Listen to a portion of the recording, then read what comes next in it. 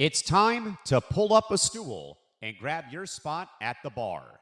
The stadiums are dark, the scoreboards are off, and the final whistle has long since blown. But in here, the lights stay on. Welcome to the ETB Lounge on the Empty the Bench Network. This is your official post-game nightcap, where we break down the biggest hits, pour one out for the heartbreaks, and dive into the stories that linger long after the clock hits zero. Whether you're here for sharp analysis or one last round of sports talk with the best fans in the game, you've come to the right place. The games are over, and the conversation is just getting started.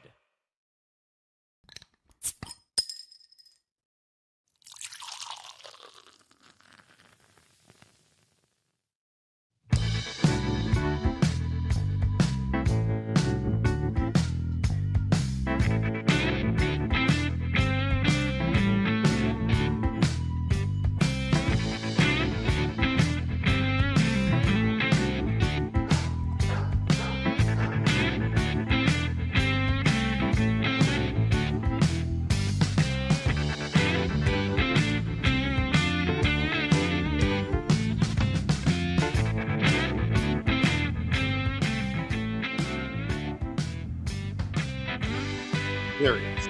There we go. Hey, what's up, everybody? Welcome into another edition of ETB Lounge. I'm Nick DiMartino. That's Tom Albano. That's Nate Miller. That's David Weightman. How are you guys doing? Doing well. Doing well. First heat wave. Yeah, good busy weekend. Good weekend. No complaints here. Wish the weather was now steady, but it's not going to be by the end of this week. Going from 90 to like 60 again. So Mother Nature just doesn't care. Yeah, no, Mother Nature doesn't care. First heat wave here in the Northeast, and it's brutal. Tom's mic's not working. Tom's not talking. Oh. I can hear Tom. I couldn't hear him at all when he just spoke. Test? Hello? Yeah, you're there. You're good. Okay. Must be someone mine because I can hear you two. I can't hear him. Okay. Anyway. Yeah, let's go back to talking about the weather. All right. So, Tom, you good? Yes. All right. So, what are we leading off with? NBA playoffs, Game 7, about to start in an hour from now. Pistons and Cavs. Pretty big matchup we got going on right now or coming up in an hour, I should say, between the Cleveland Cavaliers and the Detroit Pistons. And, I really did not think that Detroit was going to be able to get to the Eastern Conference Final, and yet they're one game away from doing so. I only felt that way because I just don't know. They are a very young team, and I mean a very, very young team with not a lot of playoff experience. So I thought, okay, if they were able to get past the first round, okay, fine. And they barely were able to do so. The Magic kind of pushed them to the limit. And then you got the second round here, and somehow they were able to hold on. And I really thought the Cavs would put up a little bit more of a fight. I'm just sitting here questioning, as a Knicks fan, seeing this series go 7 games, is this going to play into our favor because they're going to be exhausted from the competitiveness that this second round series has been? Or is this going to be, the fact that they've been playing so much, momentum going on their side, the Knicks haven't played in a week now, that it's going to be, I don't want to say rust, but, there is that theory that if you continue to play again and again and again in the playoffs, then you're just in such a rhythm that your rhythm can't really be thrown off. And when you go up against a team that hasn't played in a while, you know what I mean? Well, yeah. I would be the first to say I think it's nonsense. I think it absolutely will be in favor of the Knicks. I mean, what do you think hurts teams more in today's NBA? Playing too much or getting too much rest? Honestly, what is the answer? Because I don't know if any definitely playing too much. Exactly. That's why load management is so relevant. And if you and just think about this, no team has played more than the Pistons, and how has it worked out for them? Has their momentum really just kicked in, or have they been kind of mid in this entire playoffs? It took them needed to come back to beat Orlando. They were down they were down 3-2 against the Cavs. Cleveland.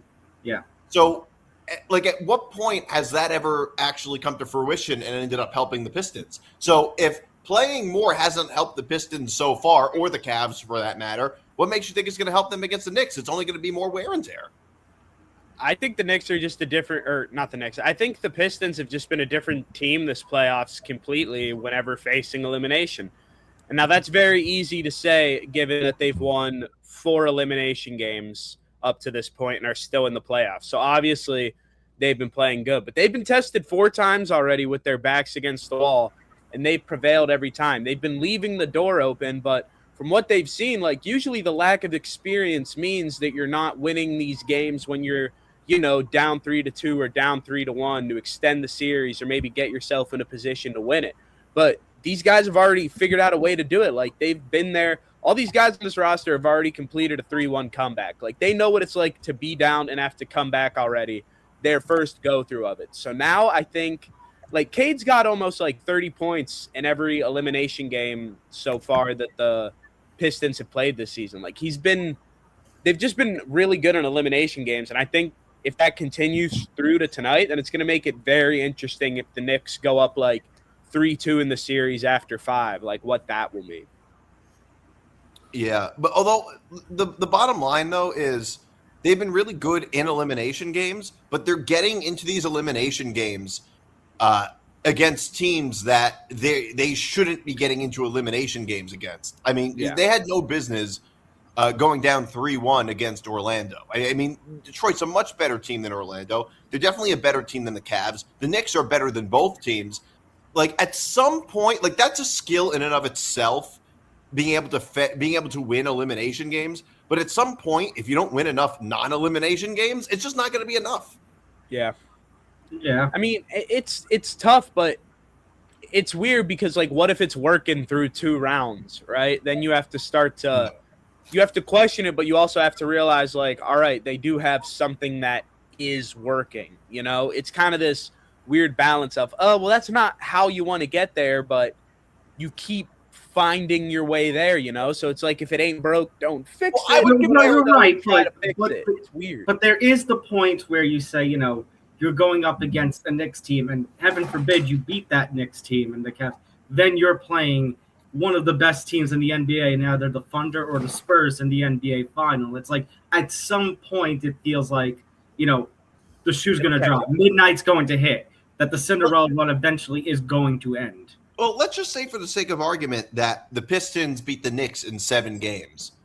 That's 3 7-game series that they have to play in leading up to the finals. That's going to catch up to them eventually.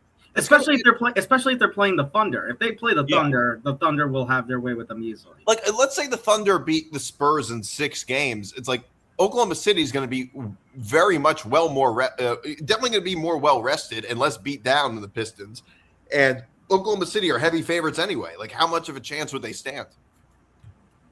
I think it's going to most likely, I think the Spurs are going to advance in that matchup. So kind of for me right now, when I'm thinking about the finals, like in terms of how things will shake out in the East, like my anchor for who will they face if they get all the way there right now is the Spurs, just because they were 4-1 against Oklahoma City in the regular season this year. I mean, they Wemby has their number, and people can say all they want about how good Oklahoma City is and the injuries they battled. I get it.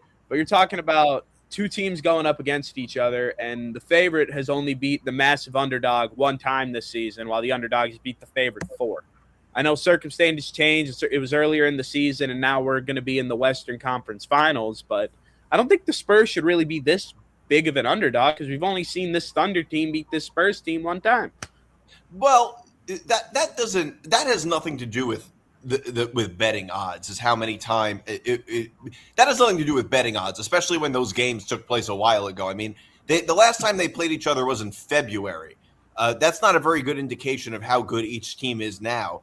And by the way, you can say the same thing about the Knicks and the Pistons. The Knicks would be favored against the Pistons, and the Pistons the Knicks didn't even play a close game against the Pistons. The Pistons had their way every single time. So it's not a given that because they beat them 3 out of 4 times in the regular season that the betting odds are going to be in their favor. That's just not how it works.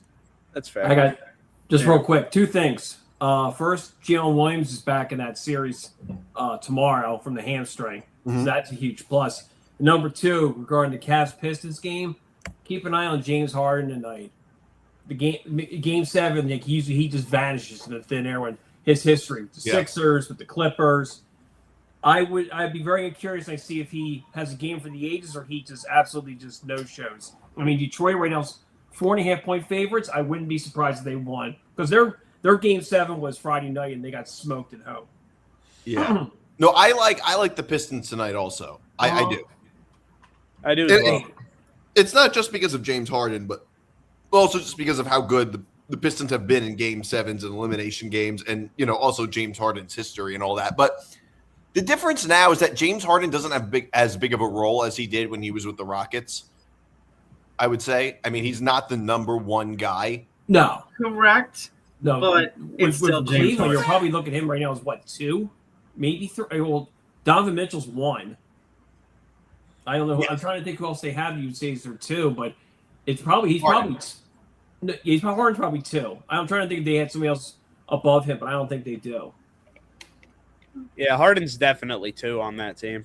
Right. I mean, now that this series has gone to 7 games and the Celtics and Sixers got knocked, the Celtics got knocked out, I feel like the Knicks should be the favorite against either of these 2 teams.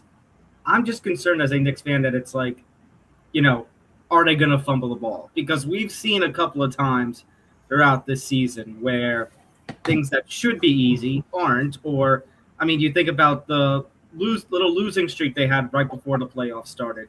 You think about how a couple of times within the first 2 series against the Hawks and the Sixers, the foul trouble constantly, coming right back up. It's been something the Knicks have been battling with throughout the season. Yeah.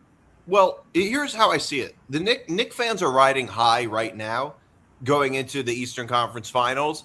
We were also riding high last year going into the Eastern Conference Finals. Yeah. I don't know if you're old enough to remember, everybody was partying in the streets of Manhattan the day we beat the Celtics last year. And then we ended up firing Thibodeau within the next, 10 days? So it's like, things can change on a dime, and I'm not going to count my chickens before they hatch. Look, the Knicks, in all likelihood, will make the finals. In all likelihood. But, I mean, it wouldn't stun me if the Pistons are able to beat them. Because the Pistons seem to play very well against the Knicks, including last year. I mean, the Knicks beat them in 6 games, but that was a very close 6 games. If a few things go different, the Pistons win that series. So, But it's not even just that. I just said, the playoff experience, lack of playoff experience, the youth of the roster, that it might come back by them. 1, as Nate said, it hasn't happened yet. And number 2, they still won 60-plus games in this NBA season. That's still not something you could just overlook. It's not just about their history against the Knicks. It's how they performed this entire year. yes, that's true. I don't disagree with that. Although, the way I see it, though, is that, just because a team is very good in the regular season and can win a bunch of regular season games, it doesn't always translate to the postseason. And then that's fair. We just did bring up James Harden. We bring up the Houston Rockets, and I don't know. I still have trauma watching that. It's not even that Harden's bad in the postseason. He's just bad in game 7. Oh no, I'm not even thinking about just James Harden. Although, my real thoughts on James Harden, at least you do, Nick Lee. But it's just I'm thinking back to that game 7 against the Warriors, where it wasn't just Harden, it was everybody couldn't shoot a freaking basket to save their life. Yeah. What was that? 2018 or 2019? I think it was 18. 18. No, but the point, I was going to bring up the 2015 Hawks, who won 60 games, and they made it to the Eastern Conference Finals because they played the Brooklyn Nets, which somehow got into the playoffs with a losing record, and John Wall for the Wizards got hurt, and that's why they were able to advance to the Eastern Conference Finals. And I think the Cavs beat them in 5 games, if I'm not mistaken. So they were a very good regular season team, but they didn't do anything in the postseason. The Pistons look a little bit like that, except they really turn it on in elimination games and in big spots. But it's like them getting into, like I said before, they should be avoiding these big spots against the teams that they're playing. Yeah. I mean, if they could figure out a way to start playing how they play in these elimination games and just like 2 of the first 3 games you're playing against the team in a series, then, I mean, granted, in this Cleveland series, they did go up 2-0, so they started well early, but then they fumbled the middle 3, and now they're having to try to claw back. But at the same time, it's like that's the start that they had to this series. If you're going to want to root for the Pistons or something, is exactly the way you're going to want the Pistons to come out if they win this Game 7 tonight and go up against the Knicks. Like, you're going to want them to go up 2-0, even though you know, like, all right, they've gone down 3-1 through 4. They haven't been leading after 4 games yet. They've been tied and they've been down 3-1. So through 4 games, the Pistons have not been good in series, but the last 3, as of right now, they're 4-1, and if they'll advance tonight, that'll be 5-1 in games 5 through 7 of a series. Yeah. I was gonna say, know what's the amazing thing about Game 7 tonight too? It's on Prime Video. Not on ESPN, not on NBC, not on TNT or anything. It's on Prime. And That's imagine, ridiculous. but imagine you're a Knicks fan. Doesn't have streaming or whatever else. You're like, I want to see who I'm facing up in the Eastern Conference Finals. It's like, oh, I can't see the game. Well, if you're a Knicks fan, you wouldn't have been able to watch most of the Knicks-Hawks series because most of that series was on Prime Video. Well, you're saying that, and number one, well, thanks to all the NBA, with the first round matchups used to be shown on the local stations, and now everything playoffs is Peacock and Prime and ESPN. The thing that annoyed me about this weekend wasn't even just that. It was, so now that I'm in my new apartment, I cut cable, and the struggle that it was to just try and watch the Yankees-Mets games over this weekend. Because Friday night it gets taken by Apple TV, and I think if there is one streaming platform that I would like to see go to hell, it was Apple TV. and then not being able to, trying to figure out a way to get the local Fox station here to watch the Saturday night game, and I ended up having to do a free trial of YouTube TV. Look, I wouldn't have such a problem with the streaming services if they functioned a little better. I mean, the number of times that that Prime Video just pauses out of nowhere and then I have to go back and then go back in just to make sure I'm watching it live. I think it was last week or 2 weeks ago. I was watching the Cavs-Pistons game, one of the games, and I was watching it, like I thought I was watching it live, but I was really like an hour behind. It was like coming up on halftime, and then I checked my phone and I saw it was in the third quarter. I was like, I thought this was happening. Like I was so far behind, I didn't even realize it. See, that's why I'm afraid to turn this TV on while I'm doing this, because I don't want it to be because I'm doing this that all of a sudden random buffering starts to happen, and all of a sudden I'm watching, I don't know, Cade Cunningham shoot a massive 3 right before the second quarter, and then you guys are all in the fourth quarter. Yeah, that would be. It's just that's my issue with the streaming services is that it's such a pain in the ass. Not only does it not function well, it's a pain in the ass. It's a pain in the ass to like flip from one to the other. If you're trying to watch multiple games at once on cable, it's easy to change channels. It's not easy to change streaming services. Yeah. Which is like, when is that going to be a thing that happens? Like, there has to be, like, that's got to be like within a year or two thing. I have to imagine. Nick Morganson was just going off about this the other day, that he basically, he wants a cable version of the streaming services where you could just flip from one to the other. But you know what the problem is, though? You'll have to pay like $900 for it or some number, and then also have like that would be a feature on like a smart TV. Right. I would hope that it is a feature on a smart TV, because, and when I was looking for the ways to, get the Saturday night Yankee Mets game to get the local Fox affiliate here in New York, the first thing that I did before YouTube TV was I looked for Fubo, and they wanted $90. $90 of a subscription. Like, are you kidding me?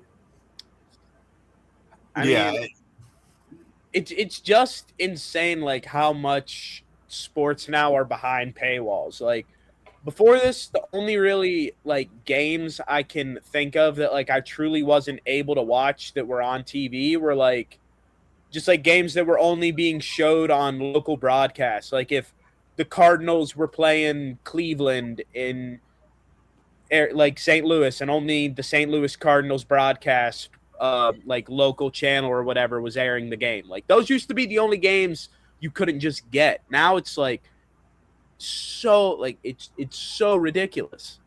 Well, this is kind of why NFL is king, because, say what you will about the games that they're putting to, Netflix or the Thursday night prime deal. They still are loyal to the local affiliates, and They are. That's why the NFL is constantly succeeding. That's why the NFL is king in America. And also, like, something about the NFL, to me, makes... I'm not as upset when I see NFL streaming games as when I see streaming games for, like, NBA, NHL, NBA, because it's like... I feel like when you... Now, this is definitely not going to be the popular opinion, but this is kind of how I tend to view it. Like, it's kind of like a primetime game. Like, people like when their team's on primetime. Like, and I know that's behind a paywall, but, like, for Netflix, if you already have Netflix and your team has the Netflix game, are you really going to be upset that you're on Netflix, or are you just going to be like, oh, I have to go to Netflix instead of CBS this time? Well, Nate, this goes to something that Nick M, I, Johnny, etc. all talked about on the schedule release stream. The thing is, the NFL, when you have a local team, and if it's Sunday Night Football, you just go to the NBC affiliate. When it's a Monday Night Football, you just go to the ABC affiliate or to ESPN. But when it's behind the paywall, like on the Thursday Night Prime or the Netflix game, the NFL makes sure that the local markets still get the game on a local station. Correct. Like here, when it's when the Giants or Jets are on Thursday Night Football, the Fox carries the game with the Prime broadcast. And I'll push back on that for a second. Everything is behind the paywall. I mean, when games are on cable, that's behind a paywall too. You have to pay for cable. So, like everything is realistically on some level behind a paywall.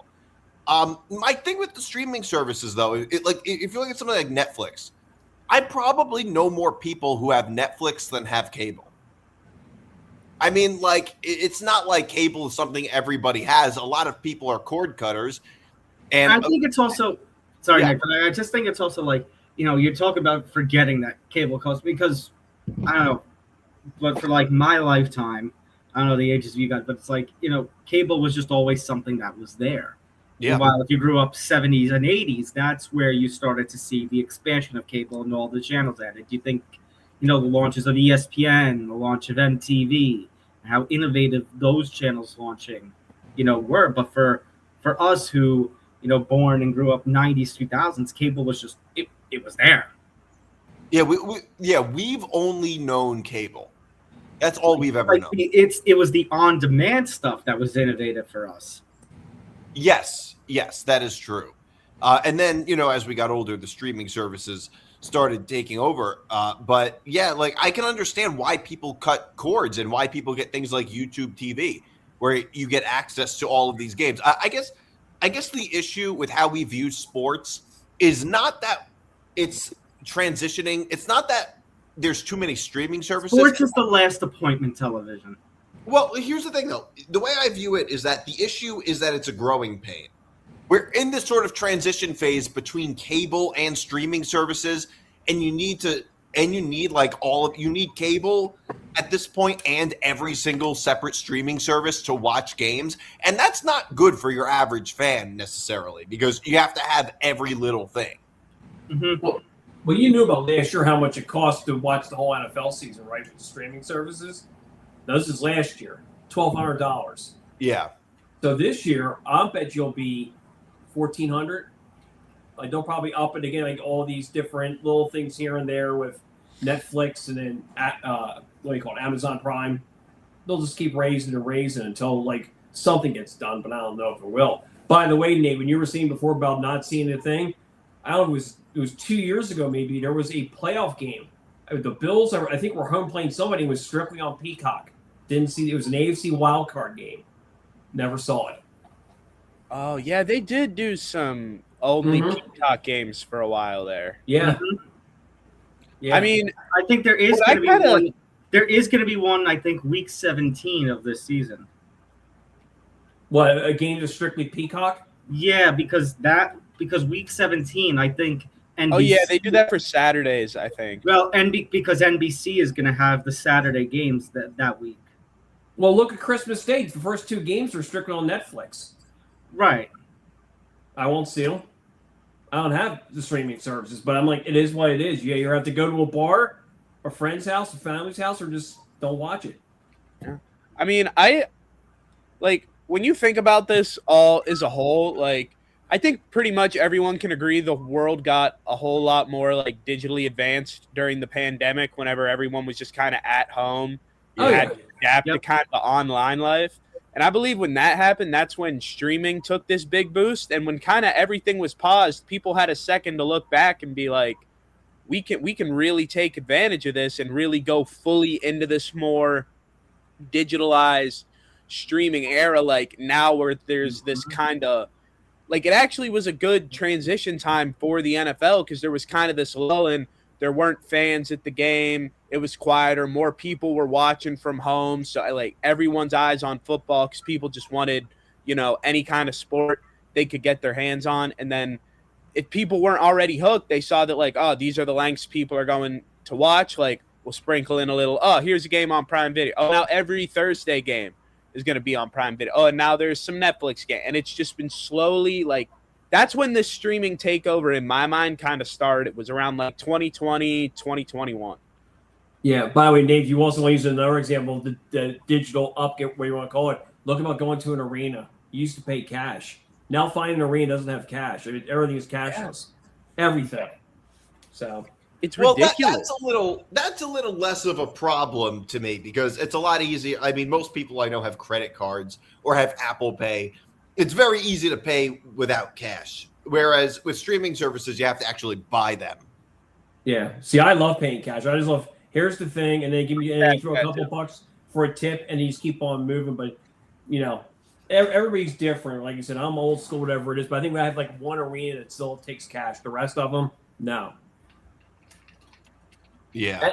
And the thing is, they're also getting greedy. Another thing, because we just went to a baseball game, bad enough, but the prices, and immediately they just turn and say 15% tip, and you got to basically say no because they already have the thing in their control, ready to hit the 15%. Yeah, that is such a crazy thing. Like I went there. That drives me crazy because, like, look, I'm very much in favor of tipping, but like the tipping now, it's like I went to Starbucks the other day. It was yesterday. Yesterday I went to Starbucks and I bought some like pre-ground coffee. Right. And it gave me the option to tip, but it's not even like it gave me the option to tip. It was like you had to press no tip, as if that's not like I bought 2 things. I just bought some pre-ground coffee. Why am I tipping somebody for that? It's ridiculous. Yeah. But no, literally what they did, they wanted you. It was a $4 tip to literally walk it to you out of the thing. There was the cash ring, open it up and hand it to you for $4. And we went, no, skip. And they gave us like a look like, wait, you're not going to tip us? No, we're not tipping you. Wait, did they bring it to your seat or like? It was like it's just they're walking in the thing, but it's just the whole thing. I no matter where I go, for the most part, like if it's a sporting event, I just won't tip. I will give some. If I have to pay a couple bucks, I'll just give it to them. Like I give them a joke like it's not filled with COVID money. It's just like here's some like real money. That's my thing. I prefer cash. I've always been that way. But yeah, I don't like with the whole thing of like, I don't buy that when you were saying about that 4 hour, he had the digital thing in his hand. It was like, let me have your credit card and also hit the skip or have the 15% ready to go. So you got to watch that stuff. I just prefer going to like a line and waiting in line to get my drink or food. So. Yeah. It's a whole nother thing with tipping culture. But tipping, sporting event, it's horrible. There he is. So. Yeah, I'm saving the viewers the audio and visual pain of I'm congested right now, so watching me just blow my nose into the camera. It's that time of year, man. Pollen and I went golfing yesterday and that just kick-started my allergies, and now it's just like I think I'm just in it now, and I it's not fun. I hate that I get congested when the weather gets nice. It's not fair. I should be able to breathe well. Yeah, if anything, you should be congested in like January. Yeah, because that just makes sense, ground's covered in snow, your nose is stuffed up. Like, I should be breathing well in the spring and the summer. Like, it sucks. I hate allergies. So I was just going to flip something real quick for basketball. Western Conference. Nate said he likes the Spurs. I like the Thunder. Who do you guys like, or you don't have any? Oklahoma City, especially now that J-Dub is going to be back. Oklahoma City. They're not to say that the Spurs are a bad team, but far from a bad team. But the Thunder are just the better team. They're probably the best team in the NBA. Yeah. I just feel like it's Wemby's time, man. I feel like he's 22. Like, did you see how emotional and motivated he got just like when he was letting it set in, then he was going to the conference finals? Like the Thunder, now that they've been there and done it, and this isn't like a knock on them, and this isn't going to make them worse, but it's just a fact that they don't have that drive that you have in you anymore to win your first and to accomplish that goal for the first time of winning the championship. Like, Wemby still has that unfiltered just drive of, I want to become a champion. He's a guy who's probably going to win multiple NBA championships. So I just think we're going to see a level of Wemby this series that is just unreal. Now, will the rest of the team be able to support that and beat the Thunder over the course of a 7-game series? I'm not entirely sure. It's probably going to go back to Oklahoma City for Game 7 in one of the best basketball games we've seen in recent memory. But I just think we're going to see a different kind of Victor Wembanyama against Oklahoma City. Wait, let me push back on that for a second. Couldn't you argue – you could just as easily make the opposite point, which is that Wemby has more time than Oklahoma City does. Eventually, Oklahoma City has less time to win more championships, and if they win another one, they're going to be making history. I don't think they necessarily have less time. I mean, they're a very, very young team. They have some guys already extended. I mean, they're going to be able to keep most of those pieces around. Like, I don't really think Oklahoma City sees their championship window closing anytime soon, especially with all the draft capital they have. I mean, I think Oklahoma City is going to be a title contender for the better part of the next decade at least. But I mean, yes, that's true because Chet Holmgren and J-Dub both had 5-year extensions, but they're not very likely going to be as dominant, going to be able to remain as dominant for all that time like they were this year, largely because of guys like Wemby and the Spurs, and they might end up taking over. So look, I think this is when that starts. But I don't think it's going to be like a one-sided thing. Like, this is the Thunder era of them dominating the West, and now Wemby takes over and they dominate the West. I think both are going to happen kind of simultaneously. There's never going to be one team that dominates it. I think they're both going to consistently be that 1-2 seed combination for a couple years in a row, probably, and they're going to take turns making it to the finals. Like, I don't think it's going to be the kind of Thunder era then Spurs takeover. See, here's the thing about Oklahoma City, which, I kind of follow that coverage. They're set. When I say that, meaning like their contracts, they have nobody in free agents. And when I say, I'm going down the list. You can look this up. Everybody's year got a 4-3, so mostly 4 or 5 year deals. Like Isaiah Joe, 4-year deal. Aaron Wiggins, 5-year deal. Alex Caruso, 4-year deal. Jared McCain's got 4 years. They, like you said, they're so stacked. I'm not saying that but if they win this year, you start talking about dynasty, like Golden State dynasty, Lakers dynasty. They're, as I said, it's not as if it's like, oh, they got 5 free agents. I mean, their contract thing. When I'm looking at it right now, everybody's got 4 years. Nobody's a free agent until 27 or 28. So they're loaded for the next few years. And it's very realistic that they win the championship this year. Very realistic. It's overwhelmingly likely. They probably do. If they got to play. Obviously, whoever wins the West, Oklahoma or San Antonio, if they play the Knicks, I fear your team's got a shot. If they got to play either Detroit or Cleveland, Western Conference just smokes one of those two, in my opinion. Well, I'm looking at the DraftKings odds right now. Oklahoma City is minus 165 to win the finals. Right. They're minus 165, and the Spurs are plus 320, and the Knicks are plus 550. Right. So, I mean, the Knicks have look, I think the Knicks probably make it, but they have very, very little chance to actually beat Oklahoma City, and I think they have very little chance to actually beat San Antonio, even if San Antonio somehow gets past Oklahoma City. On that, I want to pose this question to Knick fans, actually, because I feel like this is a thing that happens to sports fans a lot, and I'll equate it to, like, the Pirates. Like, this year, I'm rooting for the Pirates. It's been a long time since we've seen any success. I don't really care if we win the World Series. I just like to make the playoffs. I've known it's been a really long time since the Knicks have simply just won the East. So are you that devastated, really, if you get there and lose it, or is finally getting back to the finals going to be enough to be like, this was a successful season? Nate, to answer that, it'll hurt it'll hurt the night that it happens. It'll sting. Afterward, I'll still be satisfied. It's similar to how I felt when the Mets lost the World Series to the Royals. Yeah. I was devastated, and I was at one of those games. I was crushed. I was never so upset about something involving sports as I was when the Mets lost Game 4 to the Royals. But in hindsight, and I'm glad the Mets made the World Series. So it's a similar thing with the Knicks. It's like, but I think for to tangent off a little bit of the question that you were asking, Nate. I think the worry wasn't so much with Knicks fans as it was with Mike Brown, because if they lost in that first round to the Hawks, then everyone would have the right to say, Tom Thibodeau's biggest defenders here in New York would get to say, then why the hell did you get rid of him? Because you got rid of him and you fell in a completely apart in a round that you absolutely should not have. But the fact that they're back in the Eastern Conference Finals for a second straight year actually gives Mike Brown a little bit of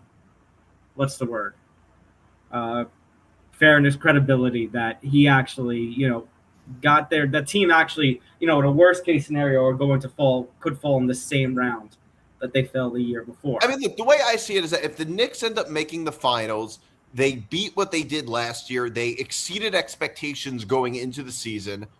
I'm not going to be mad about that.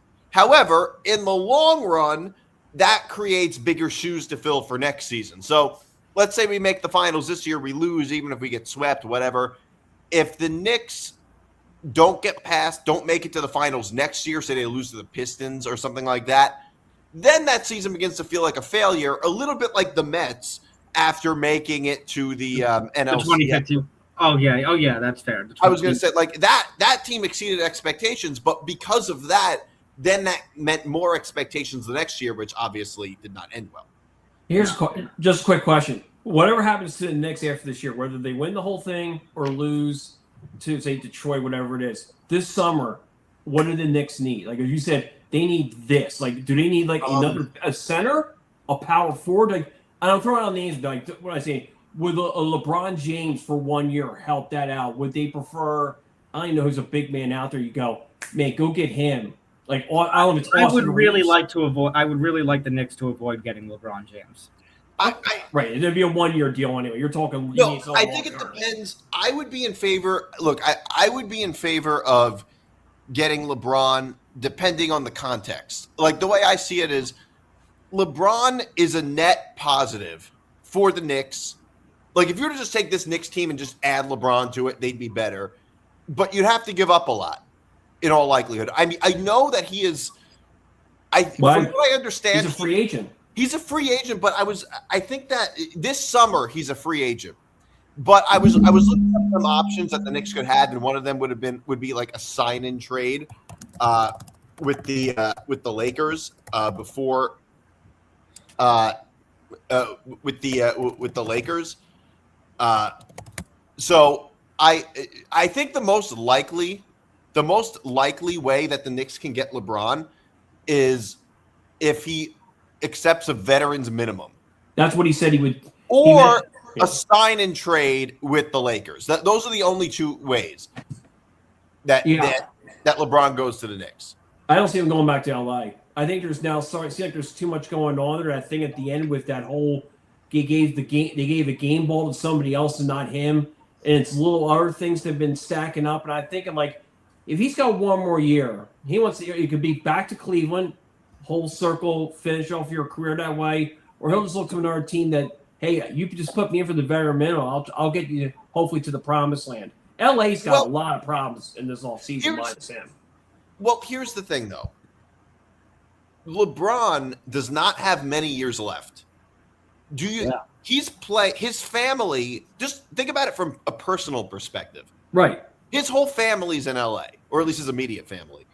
He's playing on the same team as his son. Do you think that he wants to play? I mean, it's possible. It doesn't make sense to me that he would want to play in New York for one season on a veterans minimum deal.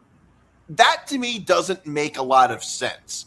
Not really. If the Knicks can make it happen, I want that to happen. I think that if LeBron is willing to be charitable, basically, and accept a veterans minimum deal, I would take that on the Knicks. I think that would be, and look, I think that would be a great deal for the Knicks. No, I know there also have been, the rumors of we're trying to work out a trade with Milwaukee over this past season, maybe next season, about Giannis. I just don't know how much you're going to have to give up for that. Well, the problem with Giannis is that the Knicks would have had to trade away their entire depth just to get Giannis, and they used all the draft picks that they could have used on Mikal Bridges. Yeah. That's why they couldn't get Giannis. By the way, we were talking. I'm just pulling this up. So the free agent thing we're talking about, whatever else. By the way, they were also talking about LeBron maybe Golden State. The only reason why there too was because he's familiar with all those guys, and like you said, with the family, he's not far from home. But here's the list of power forwards of who are available this summer besides him: Porzingis, Tobias Harris, John Collins is with the Clippers, Harrison Barnes, who's not bad, Hachimura of the Lakers, who I like a lot, and then you go to Kelly Olynyk, who was with Gonzaga. I mean, it goes like this. So there's not really much out there for the Knicks if they were looking for a big dude this coming summer. Well, my thing is, I think LeBron. I mean, look, it depends on what happens, but. Because if the Knicks somehow win the title, right? I mean, I think that I don't think they're going to make any drastic changes, and everybody's psychology around it would be different. But if the Knicks lose, let's say they beat the Pistons and then get swept by Oklahoma City, which I think is probably going to happen. In that case, I would very much want LeBron. I would definitely want, if LeBron is willing to come to New York for a veterans minimum deal, the Knicks would be crazy not to take it. I mean, LeBron is still one of, I would say, it's hard to argue where he is in terms of who's the best player because it really depends on the type of team that you have. But I would argue if you have a team like the Knicks that are contenders, he's got to be one of the best 15 players you can add to your team if you have a very good team. The reason I say that is because he doesn't play a full regular season. He takes a lot of time off because he's older and all that.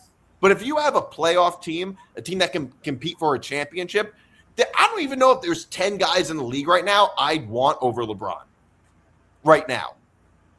All right, so here's another question. So Tom brought it up with Giannis. You got 2 more years left after this year of his contract before he hits free agency. Tom said it best. You're probably going to have to give up a lot. So you're probably talking, I'll throw out names here, so don't quote me this, like a Josh Hart, probably a couple number ones. Cat, I don't know if they would want a part. They might go, we'll give you another. I was trying to think somebody else. Like you said, you're not getting rid of Jalen. They probably would they kick the can on Bridges like that type of thing. I think that wouldn't be it. They might just say. I see. Normally, I wouldn't mind that, but like Nick D mentioned before, all that draft capital that they gave up just to acquire Bridges in the first right. place. Yeah, would you be in, Nick? Well, the question is, would you be in on Giannis knowing that you're going to give up picks, probably maybe a 3+, and like I said, a Josh Hart or somebody like that? I mean, it depends on how much depth. I mean, look, I'm not very big on Josh Hart. I don't really think he's that good. I think he's a little overrated. Okay. I would give up picks. If all we had to give up was picks and Josh Hart, maybe. Okay. Can I tell you guys? I'm not crazy about the picks. The Knicks aren't getting good draft picks anyway. They're too good. Yeah. So if we're giving up picks and Josh Hart for Giannis, I mean, I think that's too good of a deal. Yeah. I mean, he's 31. The only thing for me I get concerned when it comes to Giannis is his health because he was banged up a lot this year. So. Yeah, but you know what? When he's healthy, he's probably one of the top 5 players in the league. True. Absolutely. Can I tell you where I'd like to see LeBron play? Can I tell you, I'd like to see LeBron play. That's a new one. Just in terms of what I think would be the most entertaining basketball product, The Cavs. the Nuggets. I'd love to see LeBron play with Nikola Jokic. I think that would be such an interesting – because Jamal Murray's not what he used to be. He's too inconsistent now. There's no, like, bona fide number 2 guy to support Jokic on the Nuggets. It's just kind of Jokic and then a lot of, like, solid role players, but there's not, like – Murray's not that 2 guy anymore. You could say maybe Aaron Gordon or Christian Braun, but I know LeBron would be old, but just given his mind and Jokic's, like, one-of-a-kind abilities that he has in, like, to create plays at the center position, I think LeBron – I don't know how they would fare in terms of winning, but like I said, in terms of what I believe would be a very entertaining basketball product, I think it would be cool to see LeBron on the Nuggets. I disagree a little bit. I know I don't disagree with what you're saying, that it would be entertaining if he was on the Nuggets, but I actually think it would be really entertaining if he was on the Warriors. Yeah. I think that would be the most entertaining because the Warriors are good enough to be a playoff team. If you add LeBron, I mean, they become championship contenders at that point, at least if LeBron plays the way he did this year, if he were to play on the Warriors. That would be entertaining. I think that would be the most entertaining. But God, would they be old. I mean, you're Curry 40, him 40+. Draymond Green's, 37, 38. Jimmy is out. No, Draymond Green's only like 30. He's not that old. He's only about 33 or 34, I think. He's not that There's old. no way. I thought he was 35 like 36. maybe.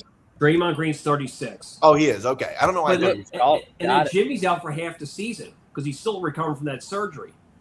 Do you think if there's LeBron, like, you think of, like, you know, LeBron calls Steph, like, something under the table and it's like, hey, I'm thinking of coming over to Golden State. Like, do you think that message gets passed to Steve Kerr and Draymond Green and they keep that core together again for another season? Or do you think it still dissolves even if there's a chance LeBron goes to Golden State? They'll do it for these 2 years while Steve Kerr is the coach. And then when he's done, they're all going to go together.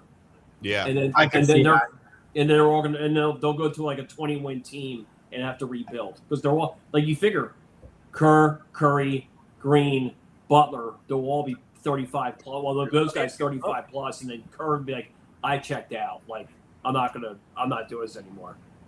I mean, I just think it's very, like, I don't know. At this point, I feel like if I see Bryce James playing good in college next year and he's, like, decent, then I'm like, well, maybe Bron sticks around 2 more years to play with his other son.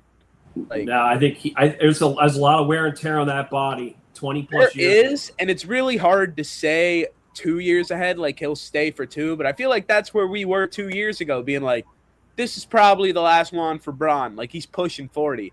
And I get he's over 40 and that wear and tear is real, but every time you get that under year, like that one more year under the belt, and then you're staring the one more year in the face again to play with your other son, I feel like if Bron gets to that point and it's realistic, he's 100% going to do it.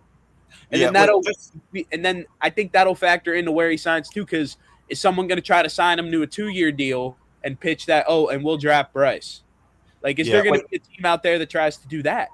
Yeah, just 1 second. I just want to do a quick read for Tom's show, Fight IQ with Tom Albano. Yes. Monday at 7 p.m. Eastern Time. Step into the cage every Monday night with Tom Albano. Fight IQ breaks down the world of combat sports with the precision of championship game plan. From analyzing ground control at PFL events to breaking down the technical mastery of the world's best strikers, we cover the technique, the drama, and the business of the fight game. If you want to understand the IQ behind the world's most dangerous athletes, Tom has you covered every Monday at 7 p.m. Eastern, 4 p.m. Pacific, only on the Empty the Bench Network. Make sure to subscribe to our YouTube channel, youtube.com/ETB Network. All right. We can go back to talking about LeBron. I mean, it's just such an interesting concept that someone could use the potential idea of his son coming into the league to influence maybe getting him onto their team for like a 2-year deal. Because I think it's – do I really think it will happen? Probably not, but I think that offers like that will definitely like get across LeBron's desk, for lack of a better term? I believe so. Yeah, you just got to watch because that's what happened the last time with Bronny, and then Rich Paul got involved with telling every team you can't draft him. We're sending him. He's going to go to Australia and play. You start doing that type of crap again, players or teams will just go, I don't want to be involved with this guy because now I got to deal with his agent. Yeah. I mean, it's just he's a fascinating anomaly, I feel like, because of his sons in terms of signing him. Like, that's Right. It's a one-of-a-kind thing. Yeah, I get it. Yeah. Well, I mean, how much longer do you think LeBron's going to play? Because the way I view professional athletes is I don't have the Seinfeld ideology when it comes to professional athletes. I don't tell you go out on a high note. I say go until you can't. Squeeze out every last bit of what you can in your sport. And that's what most athletes do. And from the way LeBron's been playing, it looks like he can play for another couple of years. Like, it's not outside the realm of possibility that he plays 2, maybe even 3 more years, depending on how his body holds up. I look at it this way. So he's not going to retire this. So if he wanted to absolutely shock me, he just goes, I'm done. He wants the following things, probably, or things will happen. He probably wants a retirement tour, which I have no problem with that. I get that. Yeah. You know, Jordan had the whole thing. The other thing, too, is they probably want a documentary via ESPN, Netflix, whatever, like almost like a Last Dance version of like everything and memories of playing there, whether it's back in Cleveland, in New York, you know, wherever it may be, Miami, all that stuff. So that's what he's probably lining up with his production company. I want A, B, and C before I announce where I'm playing. Oh, don't forget. And Dave, don't forget, and I said this, you know, back when it was me and Nick Morgeson before the network days when we were talking. I had right before he had gone to the Lakers, I made the prediction that he'd go to the Lakers. I said eventually, you can't forget if we're talking about the retirement tour and everything, the letter in something like the Players Tribune that this is going to be his last season. That too. Absolutely. Can I put something into perspective for you guys that you might find funny?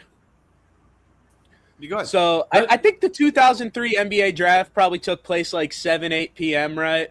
Mm-hmm. I was born like right before 5 p.m. Same day LeBron was drafted.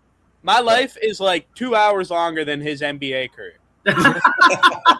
If LeBron's NBA career was a person, like to the hour, it's basically me. So LeBron's entire career has been my life. So the concept of him even retiring is still like a crazy, like there's never been a world without LeBron for me, and so many NBA fans, like every NBA fan that's younger than me, never seen a world without LeBron. So even like it just kind of set in for me when we were talking, like the concept of talking of that like coming to an end, like makes me think he wants to do it in a spectacle, right?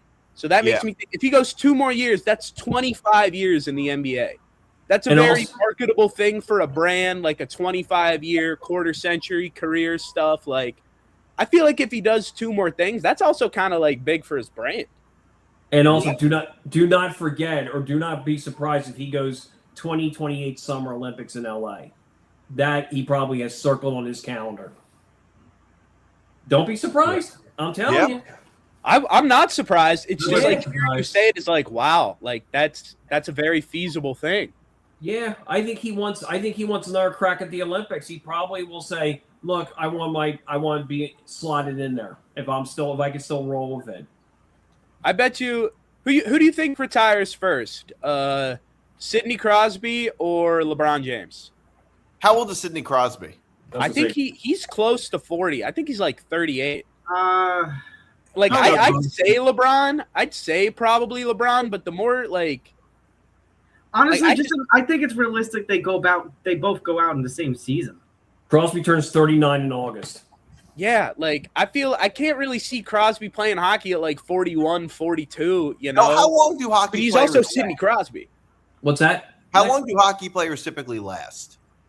No, I mean Crosby's lasts a lot longer on lines, but then I always look at like the Ovechkins and these other ones, and they're still rolling at 40, 41 years old. I feel like back in the day, and I don't know if this is just out but like Gordie Howe, like when he was still playing hockey, looked like he was pretty old. Yeah, 50s. Like, so I feel like guys definitely did get up there in their 40s, but that's before I feel like, I don't know, people hit harder nowadays. I mean, Yager did mid-40s. It just depends on, okay, what do I have left to do? Like, okay, I have won cups, I've done this, I've done it, and do I still have the passion for it? If Crosby was bored, he'd probably be like, you know what, I'm out. But as long as his body's not like, hey, I'm breaking down, I'm embarrassing myself. I mean, Grandy's had concussions in the past, but I think it just depends on his mindset.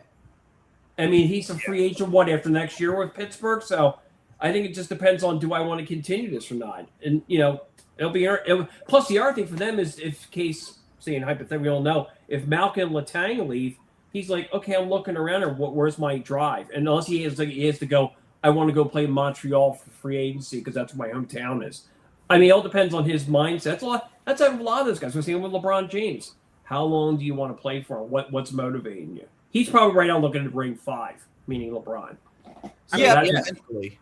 I think he might be looking at ring 5, or at least trying to hit 25 years. But more than anything, it's just the fact that he's clearly good enough to keep playing. Like, that's really what it is. And most professional athletes go until they can't. Like, they don't leave anything on the table. Football players sometimes football players do. Like, you see running backs retire early. Luke like Kuechly. Barber did. Andrew Luck retired very early. You see that sometimes in football. That's football. In basketball, you don't really see that. Like, they play until they're not good anymore. And I think LeBron's probably going to do the same thing. Yeah, I mean, the thing too is he's going to have every record will never even be close to being touched. Like points, minutes played, this thing, that thing. That's what I said. These guys anymore, the ones who come in, how many of them you think can go, oh, they could play 10, 15 years? I mean, seriously, that's what I said, so. I agree. I don't think LeBron has anything left to prove, but you also have to understand his competitive mindset. That's what it is. Even though he has nothing left to prove, if he can accomplish more, I think he's going to want to. Yeah. I'm not. Sorry, go ahead. It's not something that he has to prove, but I think in terms of, I think the only thing that matters to like anyone really at this point is like the LeBron and Jordan debate. Like, is LeBron like gonna unanimously, undoubtedly finish his career as the GOAT? And he just physically can't because he's 4-6 in the finals. Like, he can't. He has nothing left to prove. The only blemish on his career, unless he wins like 3 straight NBA championships or something, like he physically does not have enough time to fix.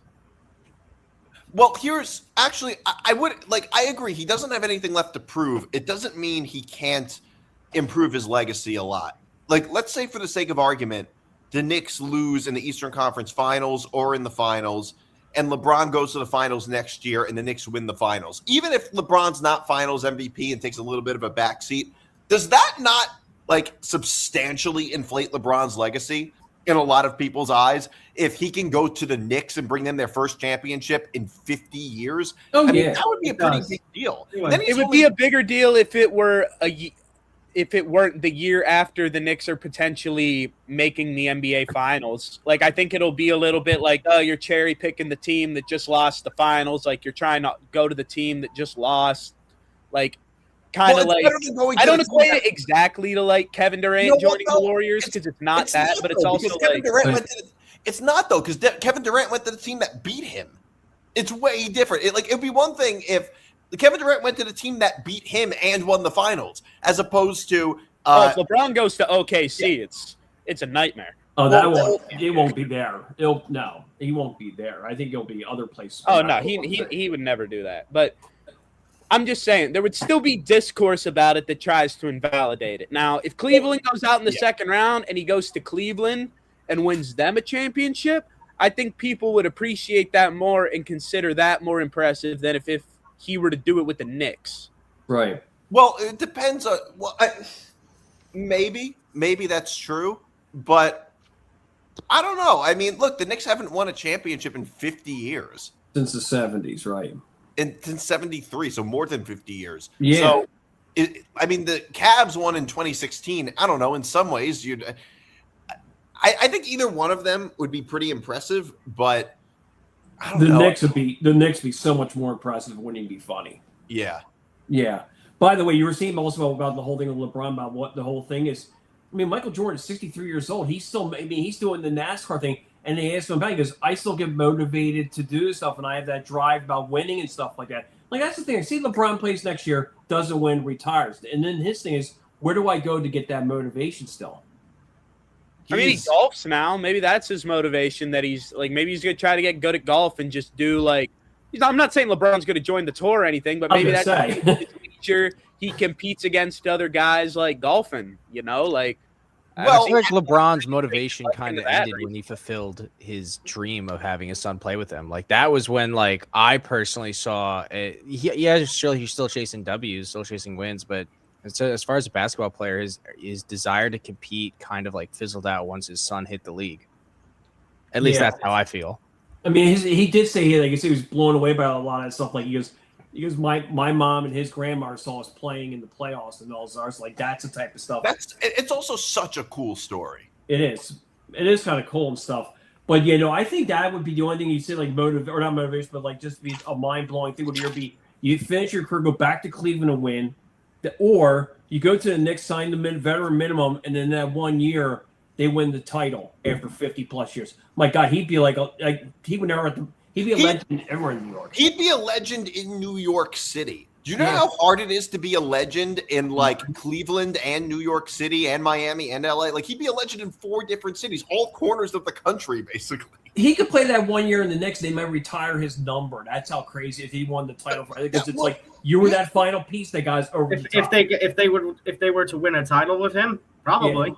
Well, only if he were to actually be a key piece in winning that title. Like, if LeBron is there and averages like 15-6 and has a down year, but the Knicks still win the finals, like, you shouldn't be talking jersey retirement number talks. Like, I don't think if LeBron goes to the Knicks, he's going to be the number one guy. I mean, Austin Reeves, who's kind of on the come up this year, I think like LeBron to me was the 3rd best guy on the Lakers this year. I think he'd be like the 4th best guy on the Knicks with another year of, life past him. And that was just real quick. That was one of the things that bugged him too at the end of that season press conference. If you notice, because I never been called before the 3rd option. You could tell that bugged him with the Lakers. So would he want to go to the Knicks then, or would he want to go to a team that? At the same time, though, LeBron was willing to take a lesser role with the Lakers, which a player of his caliber you very rarely see. Right. But that's why I said. And if he was willing to take a lesser role with the Lakers, there's no reason that he would feel the same way about the Knicks. He'd probably be willing to take a lesser role with the Knicks too. I don't want a lesser role for his big retirement tour, or will he want to go to like a Cleveland where they got Donovan Mitchell and then he'll be the 2, and second option won't be what he wants, that'll be what he gets, but it'll be his big, like, all right, it's about me. Like, how much is he going to want to make it about him? Depends on what Cleveland does. If they lose, they might blow it up. If LeBron is but look, I don't think LeBron wants to be the best player on whatever team he goes to, because if he's the best player on that team, they have no shot at winning anything. I would say, like, it's not about him anymore at this point. I think if he were to go to a different team, he'd be ring chasing now, because like, what more at this final stage of his career could add to his legacy but another ring? Right. Yeah. But we were talking before about the teams that, well, like for example, Golden State, he'd be a 2. Like you said, Curry and him. Draymond's not a 2. Butler's out. He's not a 2. That's what I mean. Like, every team we mentioned, he would be a 2 at the most. I said he just doesn't want to be a 3 anymore. I guess when I noticed at the end of the season, that thing bugged him when he said, "I never been called a 3 before."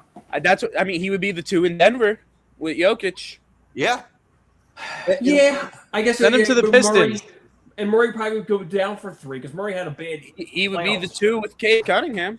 Or actually, I mean, honestly, I would love to see him go to the Pistons. Like, but I'm also at a point where it's like, send me anybody. Send me somebody that can average 20 points a game, reliably, and I'll be happy. Because you can't keep doing this shit and just having Cade do everything. You got honestly though, how much does one ring really change LeBron's legacy at all? He's still under 500 in the finals. He's still not tied with Jordan. Like, what does it put it this way? Do? Well, here's how I put it. In some people's eyes, it wouldn't, because some people will do anything and will do mental gymnastics to discredit anything LeBron does. Like, they reach this conclusion and then they work backwards. So, if LeBron doesn't win enough rings, well, that's because LeBron's not good enough or whatever. And then if he does win rings, they figure out a way to invalidate the time he wins the championship. Yeah, they'll give context where it's like, oh, well, the teams he was going up against or this, that, or the other bullshit. Right. Let me put I things agree into that people try to invalidate, and it's not a good thing. I'm just saying legitimately when in the grand scheme of things, the only other player you compare him to is Michael Jordan, and we're talking about how does this change his career legacy. Those big comparison points with Jordan all still the same if he only wins one championship. There, though. Now, if he wins two, if he were to play 2 more years and win back-to-back championship, that changes a whole lot. No, it doesn't. 500 Statement right there proves it. The and you only tie player, Jordan. But I don't think one does much in changing how we already view his greatness. Actually, I'll say this. If he were to win back-to-back years, the only way that would happen in the next 2 years would be if he joined like Oklahoma City, which is not realistic.